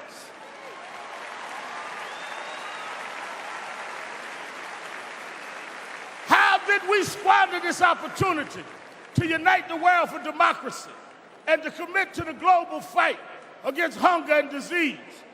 We did it with a go-it-alone foreign policy based on flawed intelligence. We were told that we were going to Iraq because there were weapons of mass destruction. We lost hundreds of soldiers. We spent $200 billion at a time we had record state deficits. And when it became clear that there were no weapons, they changed the premise for the war and said, no, we went because of other reasons. If I told you tonight to let's leave the fleet center, we're in danger. And when you get outside, you ask me, Reverend Al, what is the danger? And I say, it don't matter, we just needed some fresh air. I have misled you, and we were misled.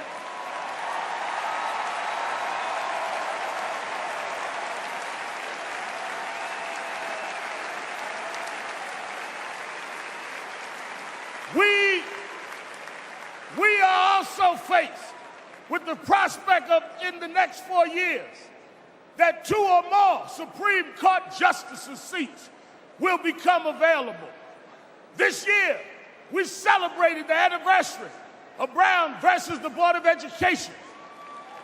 This court has voted 5-4 on critical issues of women's rights and civil rights. It is frightening to think that the gains of civil and women's rights and those movements in the last century could be reversed if this administration is in the White House in these next 4 years. I suggest to you tonight that if George Bush had selected the court in 54, Clarence Thomas would have never got to law school. Reverend Al Sharpton, and we're back. Attorney Jennifer Jones Austin is our co-host and policy wonk. I need to ask you one more, and we're going to the phones. The case in Texas where the 3 federal judge panel came back and ruled that the state of Texas was wrong to try and draw the districting lines in Texas, and that the original lines that they had sought to change, did change, were not based on race, but how they changed it was based on race. And by them coming with that kind of ruling, the Texas authorities are saying they're going to appeal it. Does that not put the Supreme Court in a pickle if they take the case? Because if they take the case and rule that the Texas original district map was not based on race, it affects them on how they're going to deal with the Section 2 of the Voting Rights Act. And if they say that it was based on race, how they redrew the lines, then how do they later say that race can't be a factor? I mean, the Supreme Court may not even hear the case because it's really a hot potato for them. Oh, it's a real hot potato. I think the first thing we just got to appreciate on this one is that the judge who essentially, dealt the blow to Texas is one that has been lauded by both Governor Abbott and by Trump. And he so, was a I mean, Trump nominee. Trump nominated. Yes. They must be fuming right now, right? Because he's actually essentially saying, no, you all cannot gerrymander and just hand over House seats to to the Republicans to do whatever they want to with them. So also just want to remind everybody that Section 2 allows voters to seek relief if it looks like the state, a local government is essentially trying to deny their voting rights on the basis of race or like affiliation with a minority group. It can be based on language or whatever. And what this judge has said is, you all, the Republicans, you all set this up where you were actually going to try to secure additional seats for Republicans. And some people don't know this, but essentially it's a state. Essentially they were giving more seats to white, like predominantly white districts or white communities. Only 40% of Texans are white, but they were trying to set it up where 70% of the vote would be essentially in the hands of white people. And so he said that they have done this based on race, that they set these districts up based on race, and now it's going to go all the way up. And what we're going to see is if they take this case, whether or not the Supreme Court is going to essentially strike down that last provision and say race doesn't matter, that you can do whatever you want to do. They're going to be in a pickle because there's no way that they can justify it, to your point. Even if they say that race doesn't matter, you can do what you want to do. The fact of the matter is that their original maps was not based on race. So that does not help them. The original map was not based on race. What the court, what the three-judge panel said is what you did was based on race, not the original map. Exactly. Oh, I see what you're saying. Like the short of it is that what they're going to be doing is arguing against themselves. Right. Meaning that the Republicans would be arguing against themselves, and what the court has now said, the court that decided this just yesterday, 2 days ago, whenever, I can't remember if it was 2 days ago, Wednesday, can't remember. But what they said was that essentially go back and use those 2021 maps. Because there was no race in it. There was no race in it. Exactly. So now if the Supreme Court comes back now and says, no, I'm going with the redistricting map that Donald Trump's want, then you are saying that it's all right to deal with race, which means you can't rule it the other way on Section 2. That's why I said they may pass on this. They're tied up in a knot. Yeah, they may pass on it. They may say, no, we don't want to hear this, which means then it goes back to the district court who said you got to go with the original map. Which lets us also just add, then if you go with the original map, then you have the 5 seats as the 5 districts and the seats as they were. Right. And then you also have Governor Newsom in California with now the 5 additional seats. And the 5 additional seats was not done by the governor and the legislature. It was done by a referendum voted by the people, so it was different. Yep. Very different. They may have screwed themselves. I keep telling you I'm your best law student. I figured this out. Let's go to the phones. Let's go to Andre J. Andre J. in Chicago has been waiting with a question for Attorney Jennifer Jones-Austin. Hello, Reverend, and hello, Ms. Austin. It was a conversation on the radio either yesterday or the day before concerning God giving people free will. So I say if it's a mentally ill person or a person with Alzheimer's, schizophrenia, do we stop them or let them run into harm's way? I say we stop them because I think the free will has its limitations and sometimes people can overuse the term. Secondly, as a man, I go around people that I don't know, Reverend, sometimes, and Miss Austin, and I shop with them and stuff like that. But for a man to take his wife and kid around a person, he must think highly of them. Well, Eric Trump and Marla Maples and Donald Trump flew on Jeffrey Epstein plane with him and Ghislaine Maxwell.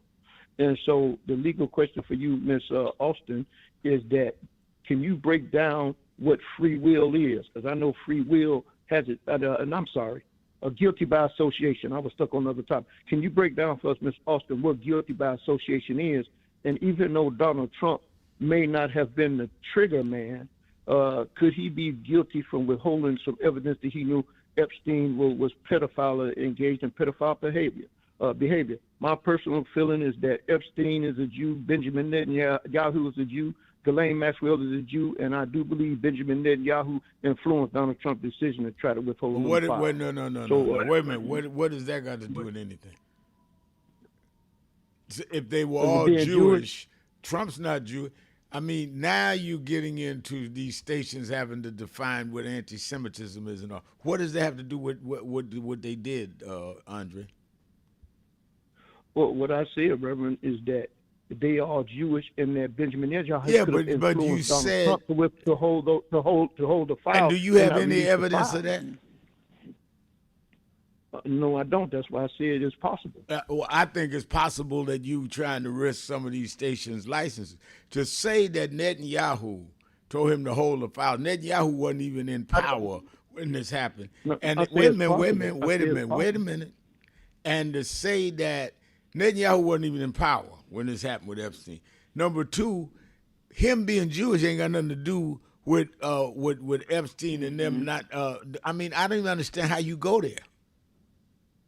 Yeah, and I got what you're saying, Reverend. Maybe I wasn't explicit enough in how I explained it. No, maybe you were too explicit and you just thought I was going to let it go. Because if somebody called me and said that the president of South Africa is black and so-and-so that beat up a girl is black and so-and-so is black and the president of South Africa told them don't prosecute, I'd say, wait a minute, that's racist. Why are you saying because of blackness? I mean, I don't even understand how that came in your conversation. Netanyahu was not in power there, and Netanyahu's not the chief rabbi of Jews. I don't even understand how that happened. Yeah, well, I tried to explain the best I could. Maybe I failing to make my point. But in this era we live with Donald Trump, anything's possible with Donald Trump because he's a lowlife. I thank you for your call. Yeah, Go ahead, Jenny. I agree with you, Reverend Sharpton. Let me just quickly say that there is no there's no crime of guilt by association. The only way that it comes into play is when you use evidence, but it's not real proof that somebody knew somebody who was affiliated with them. But you have to be able to show that in some ways they were an accessory to the crime. They were, there was a conspiracy or something, but you cannot try and convict somebody just on the basis of the fact that they knew somebody. Yeah, and the reason I was being real clear with Andre is someone will take a tape of Andre, put it on one of these, fake news stations, and say Al Sharpton and them, what they are saying today that Jews were the ones that, and that's not what I'm saying, and I'm not going to let callers say that. Because they would then say, and therefore all of the stations need to take his show off the air because they are parroting anti-Semitism. It has, first of all, it is not any way, shape, or form what I'm saying. And there is no, even remote, not only is no evidence of that, it could not happen. Netanyahu was not even in power when the Epstein stuff happened. So if I didn't know the caller, that calls it sometime, I don't know him personally, I would wonder if this is a setup from a MAGA person. Because I don't even understand what you're talking about. Netanyahu wasn't prime minister when Epstein and them were doing this. And these people were not citizens of Israel. They were here in the United States. I don't even understand how you go there. No. And you don't have to reach. I mean, don't start reaching and trying to find stuff and put stuff together that you have no evidence of. Because actually, I mean, one of the things that I learned in law school, don't do that because then, you actually lose your credibility overall for any arguments you want to make. There's nothing there to substantiate any of what he said. We have stations like in Philly and Atlanta and all of that they would love to have FEC go get their license saying they are sprouting anti-Semitic theories, conspiracy theories. I don't understand how a caller would I don't even understand that. That one, I'm not going to pardon. Let's take a break. Be right back. Keeping it real. Sharpton. Jones Austin. Be right back.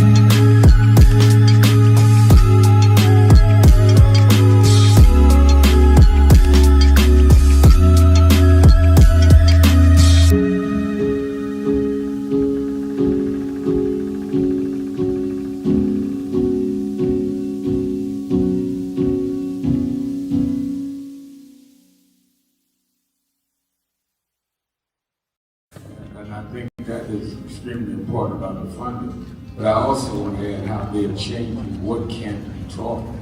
You have states outright saying you can't teach Black history and you can't teach certain other histories and the curriculum. You have this administration that is literally taking out exhibits from the Smithsonian. So we have not only an education problem in terms of resources, we have an education problem in terms of curriculum and what people are being taught. So I have one grandchild, 6-year-old. When he gets to high school, it may be just against the law for him to learn about certain parts of American history, which includes Blacks. We want to talk about slavery. We want to talk about the good side of America. Well, what does that mean? That's not history. Everything was not good. And I think that that is the threat that we've got to fight, which is why we've got to fight with the courts and the streets, because they're literally changing the textbooks as we go. As they do that, they change the opportunities, because then the fight against affirmative action is not having access to these institutions and telling these institutions, this whole fight around DEI, in which they did, started at Harvard with a Black woman president. Started with them saying you can't teach diversity in an Ivy League school like Harvard. It didn't start in Little Rock at the high school. This fight, this time, was Harvard. And they went from there on. And I think that we've got to have the same resistance. If they could fight in the 50s, that ACP would have been formed together and deal with the question from Little Rock in terms of desegregation. Then we that are far more educated, far more economically secure personally, have no excuse in the age of what they did in Harvard not to be standing up back in this.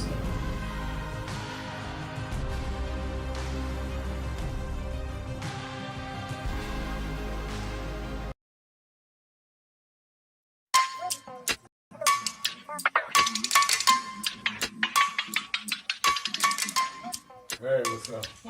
They got, they're doing, thank you. They're doing, What's on Your Mind? Yeah. All right, then, we got a birthday this week. I got to talk about that. Oh, no. Happy birthday this weekend. And Carrie White's birthday, right? Corey's birthday is today. Yeah, and I got to tell Reverend Bird be ready Daniel 5th chapter I want him to read. And I'm ready. Got a message from today, so we'll be on the air in what? Half hour. About a half hour. You should tune in to the WBLS 107.5 FM and National Impact and www.nationalnetwork.net. All right, I'm ready. Oh. Make sure you operate on time or I'll tell them how old you are.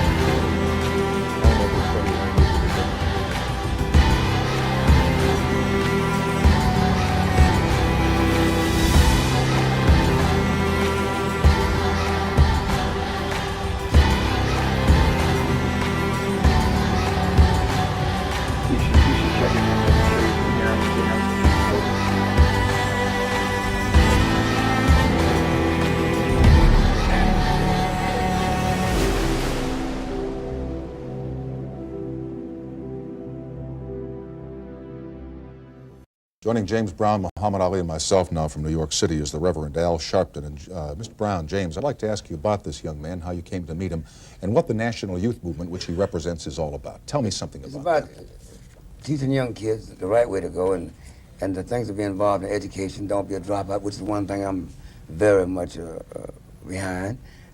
Unless kids have guidance, they have no place to go. And the idea is to try to mold them. I mean, we think of anything, we think of it as a baby. And what we mold them to be is what it will be later on. He used to stand at my back door, and he believed in what I said, the Don't Be a Dropout program, and the fact of helping kids and giving the right idol and the right image to go with, cleaning, grooming, and wanting to work, wanting to be something. I started as a kid, a juvenile delinquent, and everything. Had no model, and I was able to be a model for a young man like this. And what he turned out to be is a minister, and he preaches the right thing, and I'm for him 1,000%. I'm for everything he's about. Mr. Sharpton, how national right now is the National Youth Movement? Is it something new? Has it been going on for a while? Do you have a stated number of members? Tell me something about it. Well, we don't really get into a numbers game because that's been a trick that has been played for the last 20 years. What we're basically interested in doing is saying to young people of impoverished backgrounds that there are people like a Muhammad Ali and a James Brown that represents hope to us. Because these people, despite all of the social odds, despite the unemployment statistics, despite the lack of education in their day, were able to grow and be something that we can be proud of. A man like me didn't have a father at home, but I had a James Brown to look up to and would want to sing and dance like him, or Muhammad Ali, who I saw stand up and give away millions of dollars of stamps to the government so that I would have a right to come 10 or 20 years later and try to fight for my kids. So what we're saying is there are symbols and images that kids can look up to and not have to throw a brick through a window, but that can work by the sweat of their brow and succeed, just like these two gentlemen did. But considering the numbers of young kids today, and Rev, there are hundreds of thousands or tens of thousands of kids who really are in hopeless and desperate situations, is it enough to just offer them an example? You say hopeless, though. Not hopeless. Well, let's say, to them, 10, 11, 12-year-old kids, it's never hopeless. There's no such thing as hopeless. It's never hopeless. When I got 8 to 16 years for breaking and entering as a kid because I was hungry, and here I am today, it's not hopeless. Don't say hopeless. Then we're copping out. I don't believe in hopeless. Don't you think it's hope? If you believe in something, try it. No such hopeless. I don't believe in hopeless. We're not going to go with that. And I think he's not about teaching them how to get out and fight for themselves. That's what it's about. No, it's not hopeless. Everybody has a cause and everything, but everybody want to live. And I think living is what we're about. We're not going to teach dying. Hopeless is dying. I agree with 100%. Joined the growing chorus of voices, demand accountability, and Jordan Neely's death, drawing attention to 2 other men who appeared to have played a role in restraining the 30-year-old. I'm looking at the video. You got one man choking and the other holding him down. They all need to be in front of a grand jury. No justice. And now, America's #1 civil rights leader, the Reverend Al Sharpton. You live, Rev. Keeping it real, keeping it real. I am your host, Reverend Al Sharpton, and we're back. James Thomas says on the message board, Attorney Jennifer Jones Austin, Reverend Al Allen can say is that all I can say, I guess he's saying, all I can say is that the Supreme Court should have never took up the VRA, which Voting Rights Amendment Section 2 case, because you can say that since this decision came down in Texas, it has pretty much backfired on them. Well, it can, in my opinion. That's what I was laying out.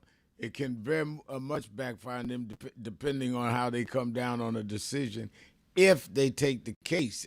Am I correct, Attorney Jones Austin? They may choose not to hear the case. They can say that there's no reason for them to hear it, that there's no question of law here, that essentially when they decide not to take a case, it's usually a situation where they're saying there's no question of law here. The law is clear on this. In Section 2, as it stands right now, it's clear, and so they may decide there's nothing we can do here. They may punt, but they may feel legitimately there's no rule to be made on a question of law, and so let's punt it back. All right, let's go to Fred in Milwaukee. Fred, you keeping it real with Al Sharpton. Hey, how are you doing? Hey, I have a question just for clarification. I'm looking for clarification. What's the files for Epstein that are being released? Is this the Attorney General's office investigation, or is it the transcript and the evidence that was submitted in the criminal hearing for Epstein? And then I have one more question after that. So it's my understanding that it is the files that have been created by the Department of Justice's investigation. And now remember, the Department of Justice is the legal body for the United States of America. So my understanding, it's what they've done to determine what the case is, what the allegations are, where there has been criminal activity. They also have to look at what are the conversations that were had, the emails that were exchanged in the conduct of their investigation. And so were the transcripts from the trial release, or did the judge put a privacy or secrecy on that files in the name of protecting the victims? That I don't know. I mean, we assume we'll learn. When you say trial, let me get clarity. You talking about Epstein's trial? Right, and his accomplice, because, the transcripts were, whatever testimony was in trial. So that's, I guess I'm looking at it in the sense that that's something that the Justice Department under Trump can't redact to their liking or take out information because it's a public record. Versus the U.S. attorney, with the current U.S. attorney's office, is basically representing Trump, not America. And so as far as the evidence that is presented, to see if they match. And then also, and the last question I have, because with the victims, and from my understanding and reading something a while ago, a lot of the victims, they want to come out and testify, but they don't want to be victimized again by the administration, how he treats women and calling them crazy and all this. But they can fill in the blank, but, again, they take the risk of being victimized again. So that's why I was asking, because there's two separate things, and the court hearing is something that, okay, that's done. They can't change that because the prosecutors will have, discovery and information from that, and information where the Attorney General office is, hey, we can throw this out, whatever, unless there's somebody from the Biden administration or somebody that, they ain't supposed to, has a copy of the file that say, hey, no, this is not what was said.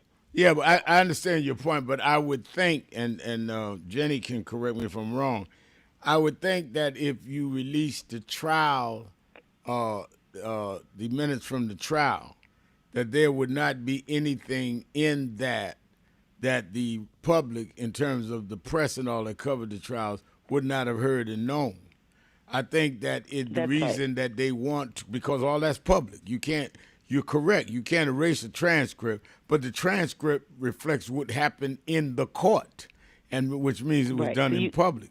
But what right, the judge? I didn't know if they put a freeze on it or not, where they couldn't disclose it like they do sometimes. They seal records and proceedings where. Yeah, but if they sealed it in the court, then they couldn't release it unsealed now, because it was not part of the trial. That's right. And what you got to remember is that, but also just keep this in mind, the legislation that they passed provides that any information concerning any of the victims has to be redacted. They don't have to they don't give out the names. So they could put out, transcripts related to DOJ proceedings or some of the FBI with the Department of Justice, the investigative files, but they have to redact it with any information that identifies people who were the victims of these crimes. Now, the other thing that you also just need to keep in mind is that they have to, when they redact files, according to this legislation, they're going to have to actually also be able to show what they actually, like what they withheld and why they withheld it, names and otherwise. So they're supposed to do all of that. They can't just say, I'm holding this file back and not give any indication that they've done that. Right. That's what I think. Is there two different things, being released, or just what the Justice Department has? Okay. Mm-hmm. All right, thank you for your call. Evangelist Ramsey says, good afternoon, Reverend Sharpton. You good? I am good. A big crowd showed up at DEI today, and Reverend Stephen Marshall, who led the DEI protest today, came back to the executive office here and said, very good turnout today. As they continue every week, we are doing DEI from the Bill Act. We will not let the pressure up. Let's go to Brother Jacob in Philadelphia, Pennsylvania. Brother Jacob. Hey, peace be unto you, Reverend Sharpton, and your guests and your worldwide listeners. Reverend Sharpton, you know your name ain't Sharpton for nothing, man. You sharp as a razor. That I could tell you was hanging around the Godfather's soul because he said, "I might not know karate, but I know razor." Hey, that's and he. the way you handled that caller that offended a whole people on something that was dumbfounded, you know, that's what we need. You know, sometimes we can't act all the time out of emotion, but we have to use our intelligence. Well, because but we I think what you got a responsibility. If I'm going to host a show, and radio stations around the country take my show, and serious, that I cannot set them up for Trump and them to come in and challenge their license, saying that I'm up here doing anti-Semitic or anti-Muslim or anti-anybody. Yeah. He's trying to take ABC's license. You know what he would do to these black stations. So I've got to be very conscious of that. And whether I like the call or not, you can't do that. One is not true. Let's start there. Because the man was in power in the 90s, and then later, Trump wasn't even president when a lot of this stuff happened. So he couldn't have got Trump to hide anything. But aside from it not being true, it has nothing to do with his faith, and it has everything to do with them saying, oh, so Sharpton on the Sharpton show, they ain't going to name the caller. Sharpton and them said so-and-so, and Sharpton didn't answer that, and therefore why the station's covering his carrying his show. One is wrong, and that's not happening. But two, I'm protecting the fact that people entrusted us to have the show on their station, that I'm not going to put them in jeopardy for something, one, they don't believe and I don't believe, and second, that is not true. Well, you know, I say amen to that. You know, look, to Sister, her maiden name is Jones, right, Sister Jones? Now, look, you know, Reverend Al, you know, I always come from the Philly International Record stalls, and there's always a song, right? Now, since your maiden name is Jones, you're not related to that the Jones that was in Billy Paul's song, was it? Let me just say that song was played in my Baptist daddy's home quite a bit. I do remember that being played quite a bit. Yeah, but wait a minute. I got to interrupt a call again. Remember, Mr. Philly International Brother Jacob, it was me and Mrs. Jones. It wasn't Miss Jones. Miss Jenny, that's her maiden name was Jones. Her married name is Miss Austin, not Mrs. Jones. But I'm saying, Rev, I'm saying it could have been in her family. She might have known about it. You know. Let me just say, Daddy and Mommy were playing it quite a bit. That's all. I'm leaving it there. All right. But you know, no, to get serious, Rev. Now look, we one of the callers was talking about destroying what Trump did. I pray that my people, black people, should concentrate on building infrastructure. You know, stuff to take our and sustain our people, schools, jobs, businesses, hospitals, et cetera, et cetera. Because what they built, Reverend Al, is so flimsy, it ain't going to stand anyway. You know, truth crushed the earth going to rise anyway. We ain't got to worry about that. And I've always said, brother and sister, that I don't care if Putin is put in office as president. They still going to have to deal with us, right? Yeah. No matter who's in office, our community is going to have to organize, and they're going to have to deal with us. You're absolutely right. Thank you for your call. Let me take my break. Be right back. Sharpton, Jones, Austin. Be right back.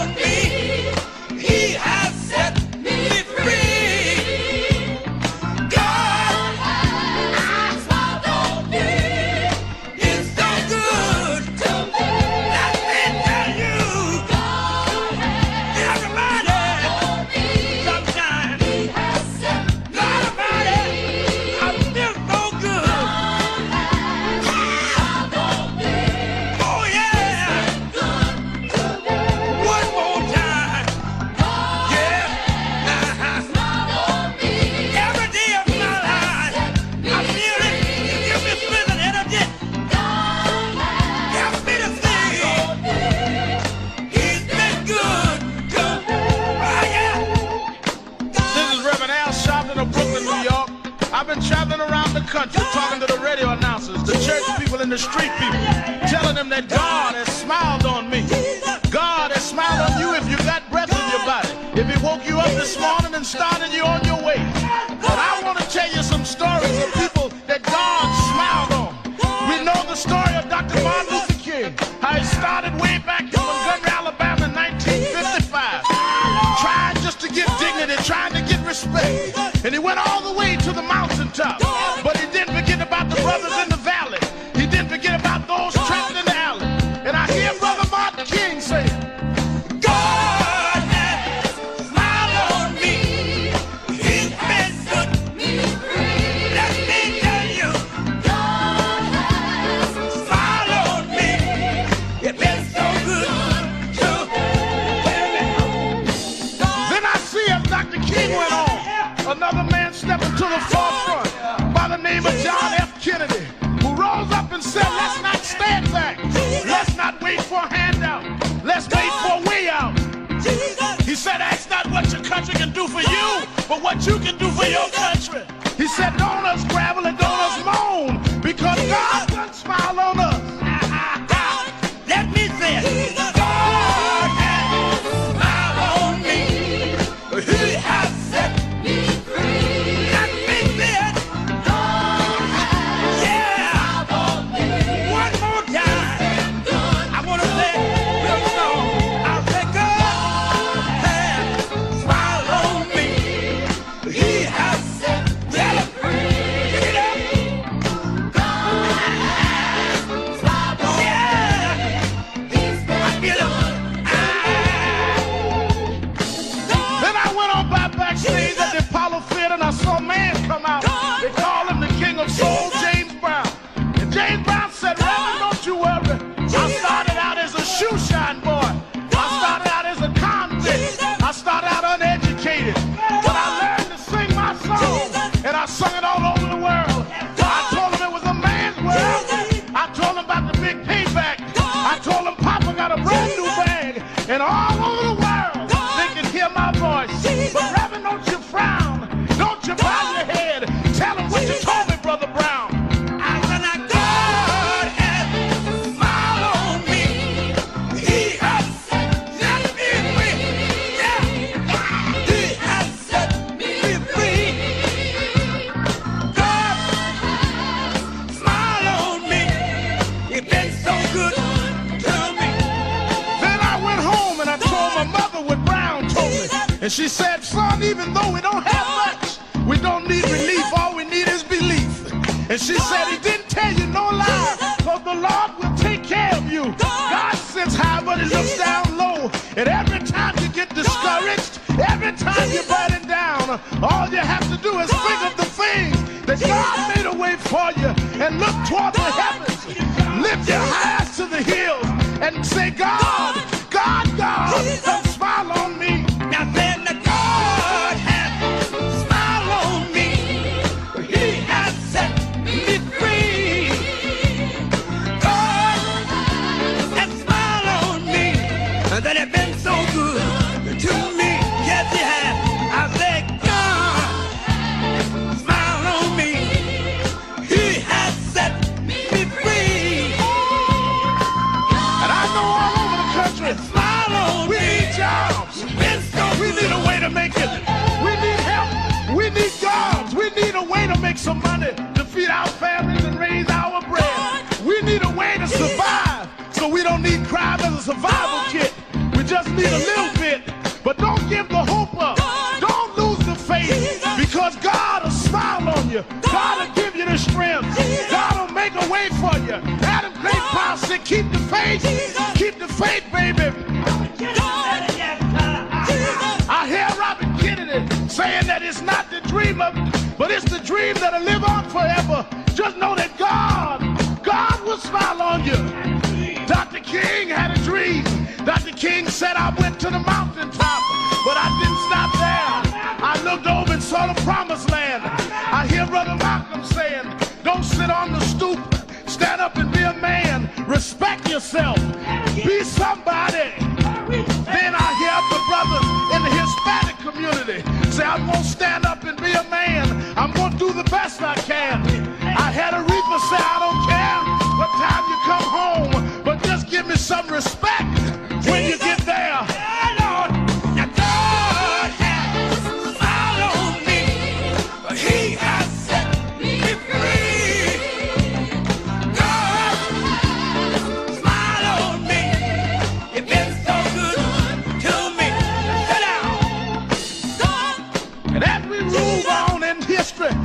remember that if we look to God, God has the answer to all of our problems. God is still the same God he was years ago, and we can still make it. We can still hold on like Frederick Douglass did. We can still keep him on like Martin Luther King did. We can still ride on the way everyone that made it did. They didn't have much, but they had a whole lot of faith. They didn't have money, but they had a lot of determination. We know that God will look out for his children, that God will make a way out of no way if you just keep the faith and refuse to lose. And God will make a way, because God's children don't have color. God's children just have will. And I can still hear somewhere in my mind James Brown say, God has smiled on me. He has let me free. Let me sing here. Yeah, Lord. Yeah, Lord. Yeah, Lord.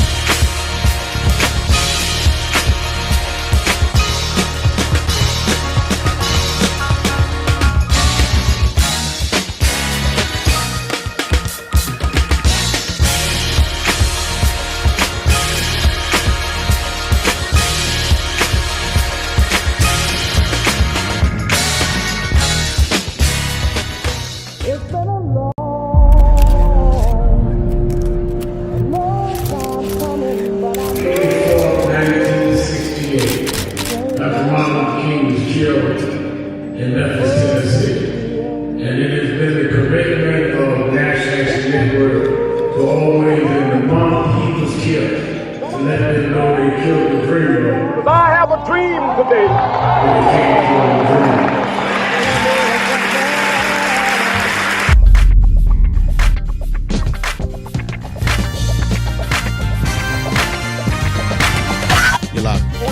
Keeping it real, keeping it real. I am your host, Reverend Al Sharpton, and we're back. 1-877-532-5797. 1-877-532-5797. Let's, Attorney Jennifer Jones Austin is our co-host. Jenny, let's go to Lalita in Florida. Hello. Hello. Hello. How are you, Reverend Al Sharpton? I'm doing well. How are you? I'm well honored, and thank you so much for all of your hard service that you have done for us in the community. And thank also, you. hello, Ms. Jones. Yes, definitely. Oh, no, my honor. And hello, Ms. Jones Austin. Hello.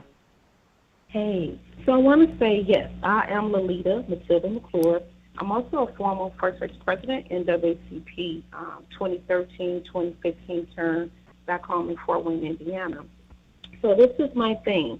Knowing that I am a civil rights activist, I am just kind of wondering, with all of the crazy that is going on with this current president, Title VII just speaks so much volume to me. And it's knowing that what I've seen, so much of a hostile, quote, work environment has been created by this man.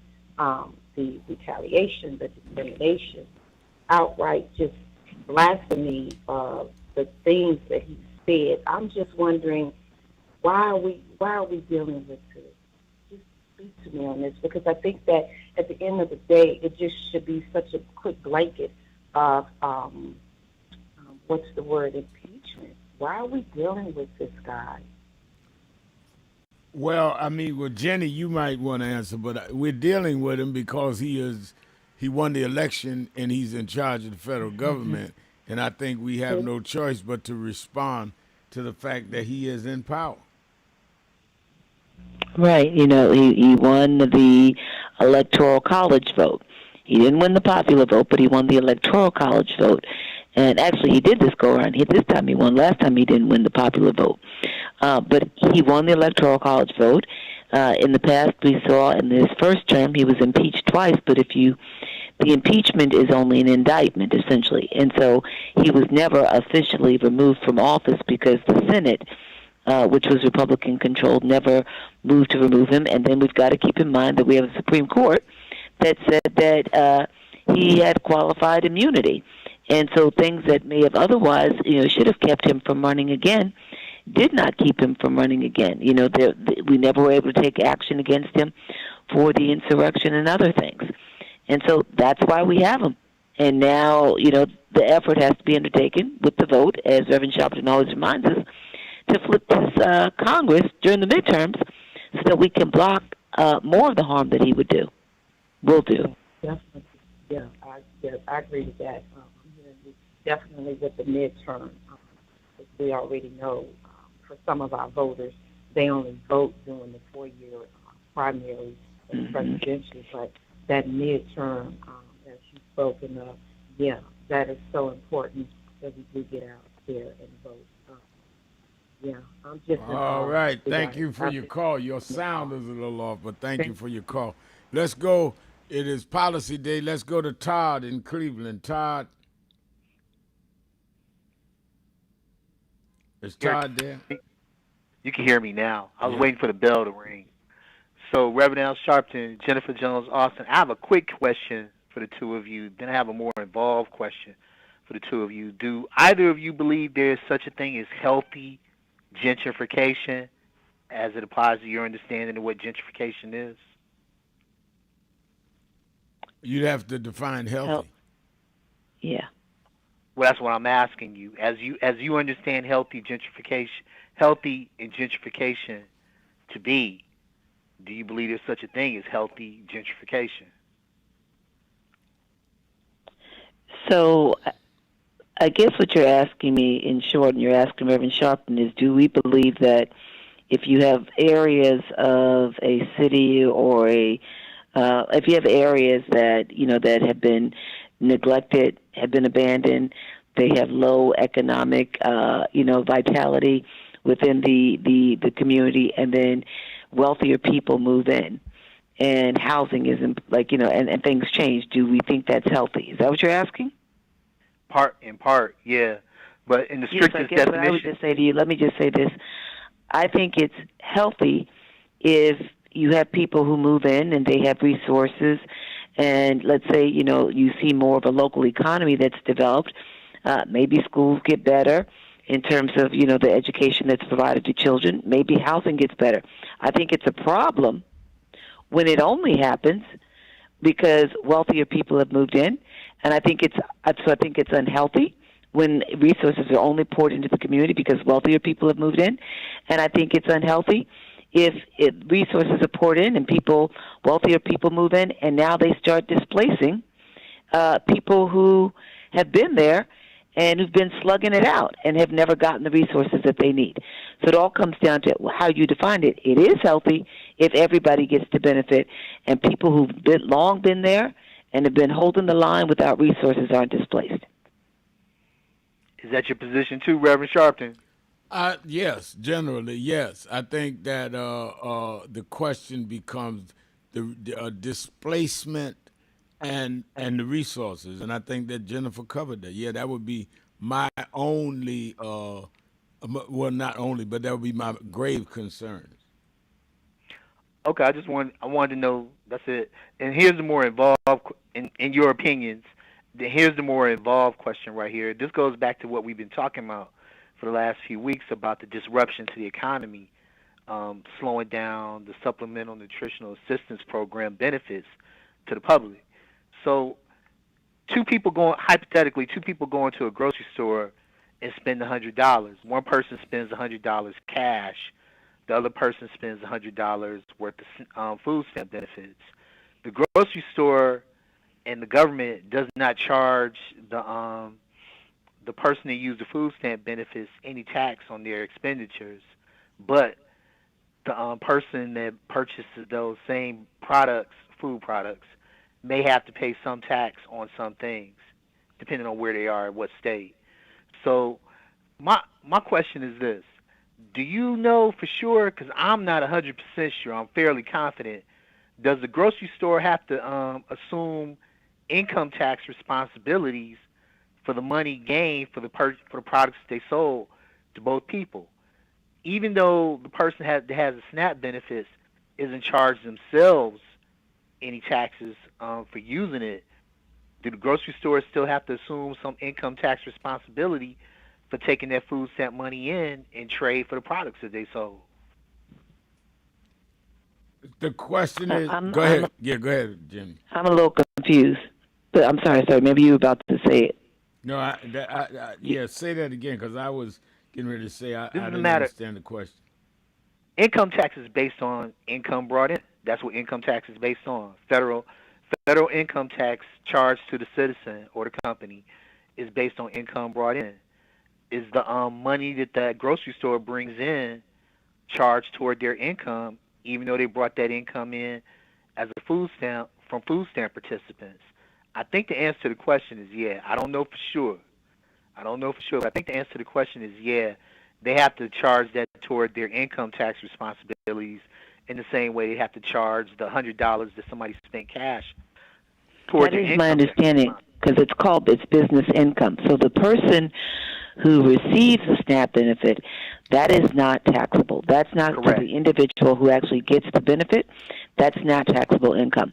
But if I take the $100 in on my EBT card, right, my SNAP card, and I go to the local grocery store, I go to the supermarket chain, and I spend the $100 there, that is taxable business income for the grocer, for the chain store. Right. Yeah.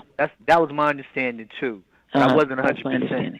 And this is the reason why I bring it up. And this is why I believe there should be a better case built for this never happening again. Never even coming close to happening again.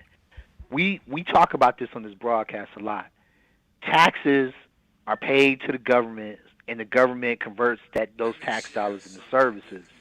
Grocery stores. Wait a minute. Let me take my break. I'll hold you over the break. Keeping it real.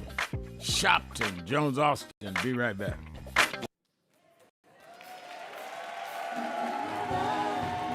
Knew love like this before, 'cause I never knew love like this before. Sounds so good. That was beautiful.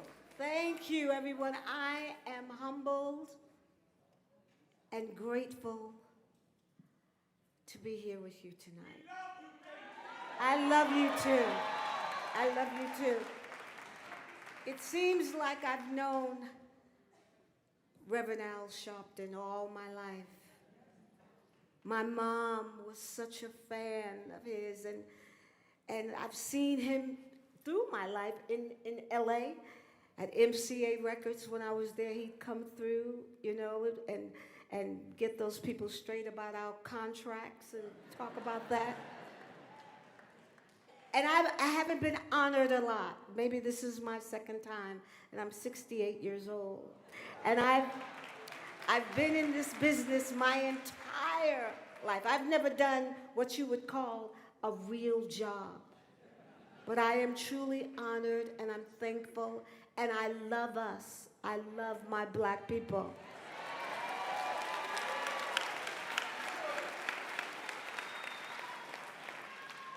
And I fight for us, and I want the women, the black women, to really know their worth. Know that they're queens. That's important to me. That's how my mother raised me. My mother was militant, I guess, when it wasn't trendy, yes. Because when I was a little girl, my mother and father would drive in Brooklyn. I'm from Brooklyn, Bed-Stuy, do or die. And when she would see police officers handling black children or a black boy or a girl, she would have my father stop and say, she'd get out of the car and she'd say, what's going on here? Wait a minute, what you doing? All the time. So it's natural that I'm that way because I'm so tired of seeing our black men beaten with handcuffs. They have handcuffs on. That's important to me. That's my fight. I want love in this world. We're living in some, I love you. I never knew love like this before. I can't sing because we just finished doing 3 shows back to back. And I flew in this morning and because Reverend Al wanted me to sing home. There's no way I could sing home, but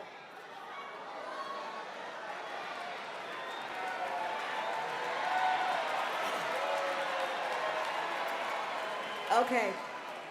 When I think of home, I think of a place where there's love overflowing. I wish I was home. I wish I was back there with the things I've been knowing. When that makes us tall grass bend into leaning, suddenly the raindrops that fall have a meaning. Sprinkling the sea makes it all clean.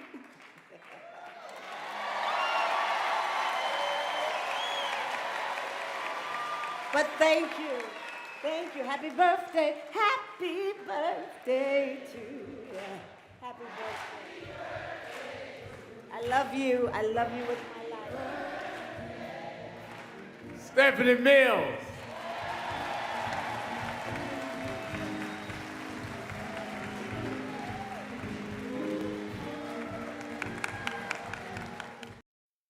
Some of you forget where you come from and forget how you got there and act like you got there because you were qualified or that you had a good resume. But some of us had to pay a price for your resume to even be read. Some of us had to take nights in jails and licks upside the head or shut out of boardrooms like Byron so you could walk down red carpets and act like you got there by yourself. So I received this award with a special place in my heart and on my shelf because I'm getting it from a freedom fighter who never forgot where he came from and how he got there.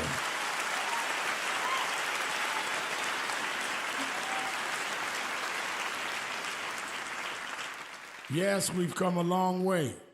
We've had now a black president and now a black vice president, but we still can get shot down and have to march to get a case in court. We still can get shut out of boardrooms. We're still doubly unemployed in a good economy. So we're gonna have to keep marching. And I thank not only my family, a mother that raised me by herself, but I thank that lady at the end of the march that knows she won't be on TV that night and knows her name will never be in the paper, but she believed in me enough to get at the end of the line and make me look good. Because Dr. King used to say, if you call a march and no one shows up, you just going for a walk. And I want to thank those that marched with me. 32 years ago, here in Los Angeles, we marched. And then many years later, with George Floyd and others, we're still marching. And I'm gonna keep marching, I'm gonna keep agitating, and I'm gonna keep going.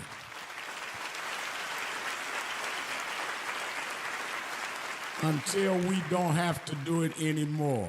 Eddie, known you a long time, Mariah, Chris, and your kids. And I promise you this, the only thing that I really live for is I get up with this dream that every bigot, every racist, everyone in this country that hates will say, damn, he's up again.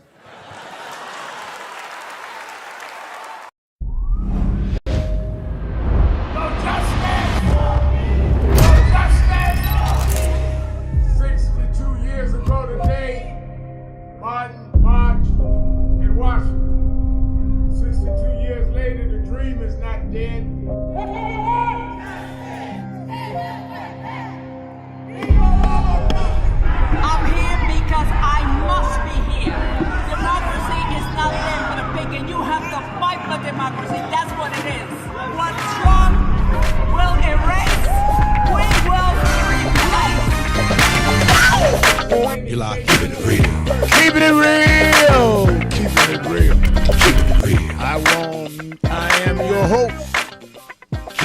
Reverend Al Sharpton, Attorney Jennifer Jones Austin is our co-host. Don't forget, I've been on the phone. We're going to have 2 hot shows this weekend, Politics Nation with Al Sharpton, live at 5 p.m. Eastern Time on MS Now, formerly known as MSNBC. We had a great opening weekend on MS Now for Politics Nation last weekend. Ratings was higher than usual, and we're usually high.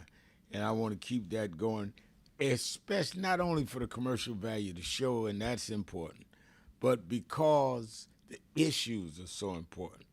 What happens with Section 2? What happens with Section 2 of the Voting Rights Act? What happens with the inflation? What happens going into Thanksgiving this week and these prices? How are governors handling it? Senators handling it? What happens in terms of the question of Epstein's files? All of that we're going to deal with this weekend going into Thanksgiving week. Make sure you watch the show both nights, 5 p.m. Eastern Time, MSNBC, MS Now, formerly MSNBC. I've got to get used to it myself. You there in the New York area, New Jersey area, Connecticut area, meet me or beat me to the Saturday Action Rally. Saturday morning, that's day after tomorrow, 9 a.m. to 11 a.m. A lot of people from out of town come in, relatives come by the rally so they can be inspired, and we meet fellowship. And I've got a special Thanksgiving message I want to give you this Saturday. 9 to 11 at the House of Justice, 145th Street and Lenox Avenue, the village of Harlem. You that are not in the New York area, watch it live on Impact Television, the only black-owned national black gospel TV station. And you that want to be a part of National Action Network and my Thanksgiving on next Tuesday, we're giving out turkeys. As I've got hundreds. I'm going to give out until they give out. You that need a turkey, that don't have money, some people, Jenny, just still have not gotten their SNAP benefits. Some have not gotten their money from being a federal worker. Some just having a bad stretch through here. Come get a turkey from me on Tuesday, 5 p.m. at the House of Justice, 145th Street and Lenox Avenue in the village of Harlem. I'll be there 5 o'clock on till the turkey gives out. And then on Thanksgiving Day, the actual day, we have our meal together at the House of Justice. Serve hot meals, sit down and eat together. Jenny usually comes with her family for part of the day. Many of our elected officials come. Some come and say, I can't come but an hour. I'm going to help serve. And then I'm going home and do my Thanksgiving. If you want to help give out turkeys on Tuesday or be a part of serving people, or you need to be served, go right now and register at www.nationalactionnetwork.net, www.nationalactionnetwork.net, or call the toll-free number right now at 1-877-626-4651, 1-877-626-4651. Let's go back to Todd in Cleveland. Todd? Talking about the business tax responsibilities as a result of grocery stores taking in food stamp money to sell their products. So I'm against anything that works against healthy economic growth through government services. If there's a healthy advancement to the socioeconomic well-being of the public that's been made through government dollars and government law, then it should be maintained. And the SNAP program is a healthy service. $99 billion last year, according to the Department of Agriculture. There's 1 month and 10 days left in this year, so the grocery stores that did not get their money as they would have gotten in a timely manner in October and the first part of November, and still some yet, will be getting that money from those consumers before the end of the year. So they'll be okay in that regard. But in order, I believe, for this to be reduced as a problem ever coming up again, the public, the citizenry, needs to know how much money are grocery stores converting in the taxable income to be paid in federal dollars to the government so that we could get services back through them receiving people's food stamp benefits. I don't know. Wait a minute. The question you posing to yourself that you don't know is how much tax benefit are we getting out of what the grocer's doing? How much taxes are the grocery stores paying as a result of receiving those benefits so that that money can go to the federal government and the government will convert it into services? I think that the answer to that is that they ought to be. I think Jenny answered that clearly. That they ought to be paying taxes on all of the income, whether it comes from SNAP benefits or whether it comes from other means of income. Now, what if they're not doing that? Then they're evading taxes, and that's not where I'm coming from. I know they're paying it, but we don't know how much of it is being paid, so that people could look at it and say to these people in Congress, "You can't slow this service down." Again, the economy can't afford it.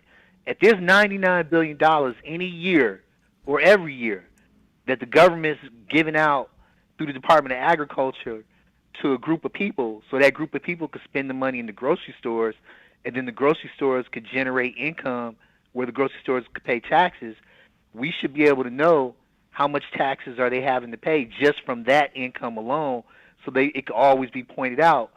This is too important to be disrupting again. And it is too important to be disrupting again.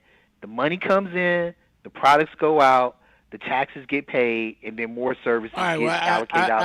I think that's a legitimate question. But Jenny, I think that's again, that would have to have some department in the federal government to even calculate what that is. Because if I understand him right, he's saying that he understands they pay taxes. He understands that the taxes comes from the income they get from SNAP benefit. But how much of that goes back into servicing the country?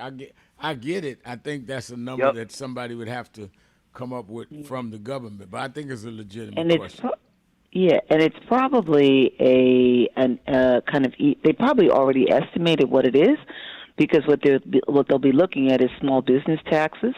You know, how much money is spent in local, I'm just going to call it like local bodegas or local corner stores that accept EBT. And then they get a smaller, they have a tax that they have to pay, income tax, business tax. And then they look at, how much is spent in large chain grocers.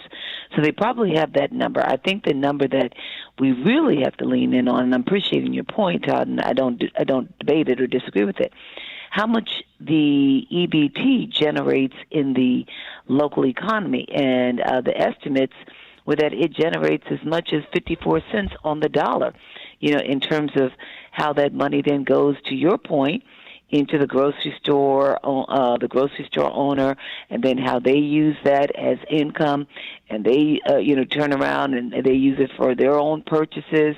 They use it for it could be for clothing. They can use it to go out and buy more goods and services, and so they've already calculated what that is. That for every dollar that wasn't being spent, you were losing 54 cents in the local economy. I'm looking into this. What I just brought up to you today.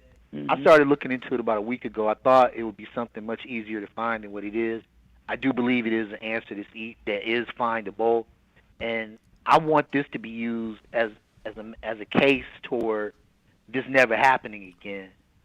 There was so much focus, as I mentioned before, on the fact that these poor people may be doing multiple things with the money and the reasons why they're in that place in the first place, and then they gave some foul reason as to why.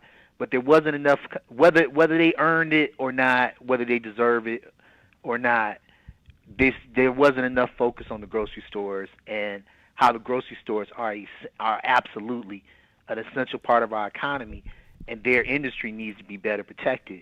I personally believe that they don't pay out enough, meaning the federal government, and SNAP benefits for a lot of people. A lot of these folks come up short in the third week, and they didn't waste any money. They didn't waste any of it. But they still come up short in the third week, and they scrapping it out trying to make it to the next month. But more so than that, I believe that we need to better appreciate in a healthy way our grocery store industry and our need for it. And we could start by pointing out to these people in the federal government, this is how much the federal dollars come in taxable income every year and gets converted to services. And if you disrupt it again, you are being foul in the good job that you have for the best interest of the public. That's all. I wanted to say this to exit. You didn't ask me, but I'm going to tell you anyway. I absolutely believe there's such a thing as healthy gentrification. But there has to be, the words have to be connected, and you have to be in that way. A lot of folks have misrepresented the word gentrification. On to the next caller. Well, again, I think that Jenny and I have said our piece on gentrification. To call gentrification and is to in the way it changes and uproots communities is disturbing. I do not see where there can be a healthy or good gentrification. And I wish you had spent the time you did a CNBC question and answer with me going through gentrification, and you could have explained that to me. But maybe next time, Todd, or maybe you timed it so you could drop that on your way out the door. Maybe, just maybe. Been many things. Stupid ain't one of them. Thank you for your call. Let me thank Attorney Jennifer Jones-Austin. Let me thank all of you that called in, listened in, you that called in and couldn't get through, but hung in there anyhow. Remember, whatever you do, wherever you go, however you feel, tell somebody, tell anybody, tell everybody. Reverend Al told you personally, keep it real. Keep it real. Keep it real. I'll talk to you tomorrow.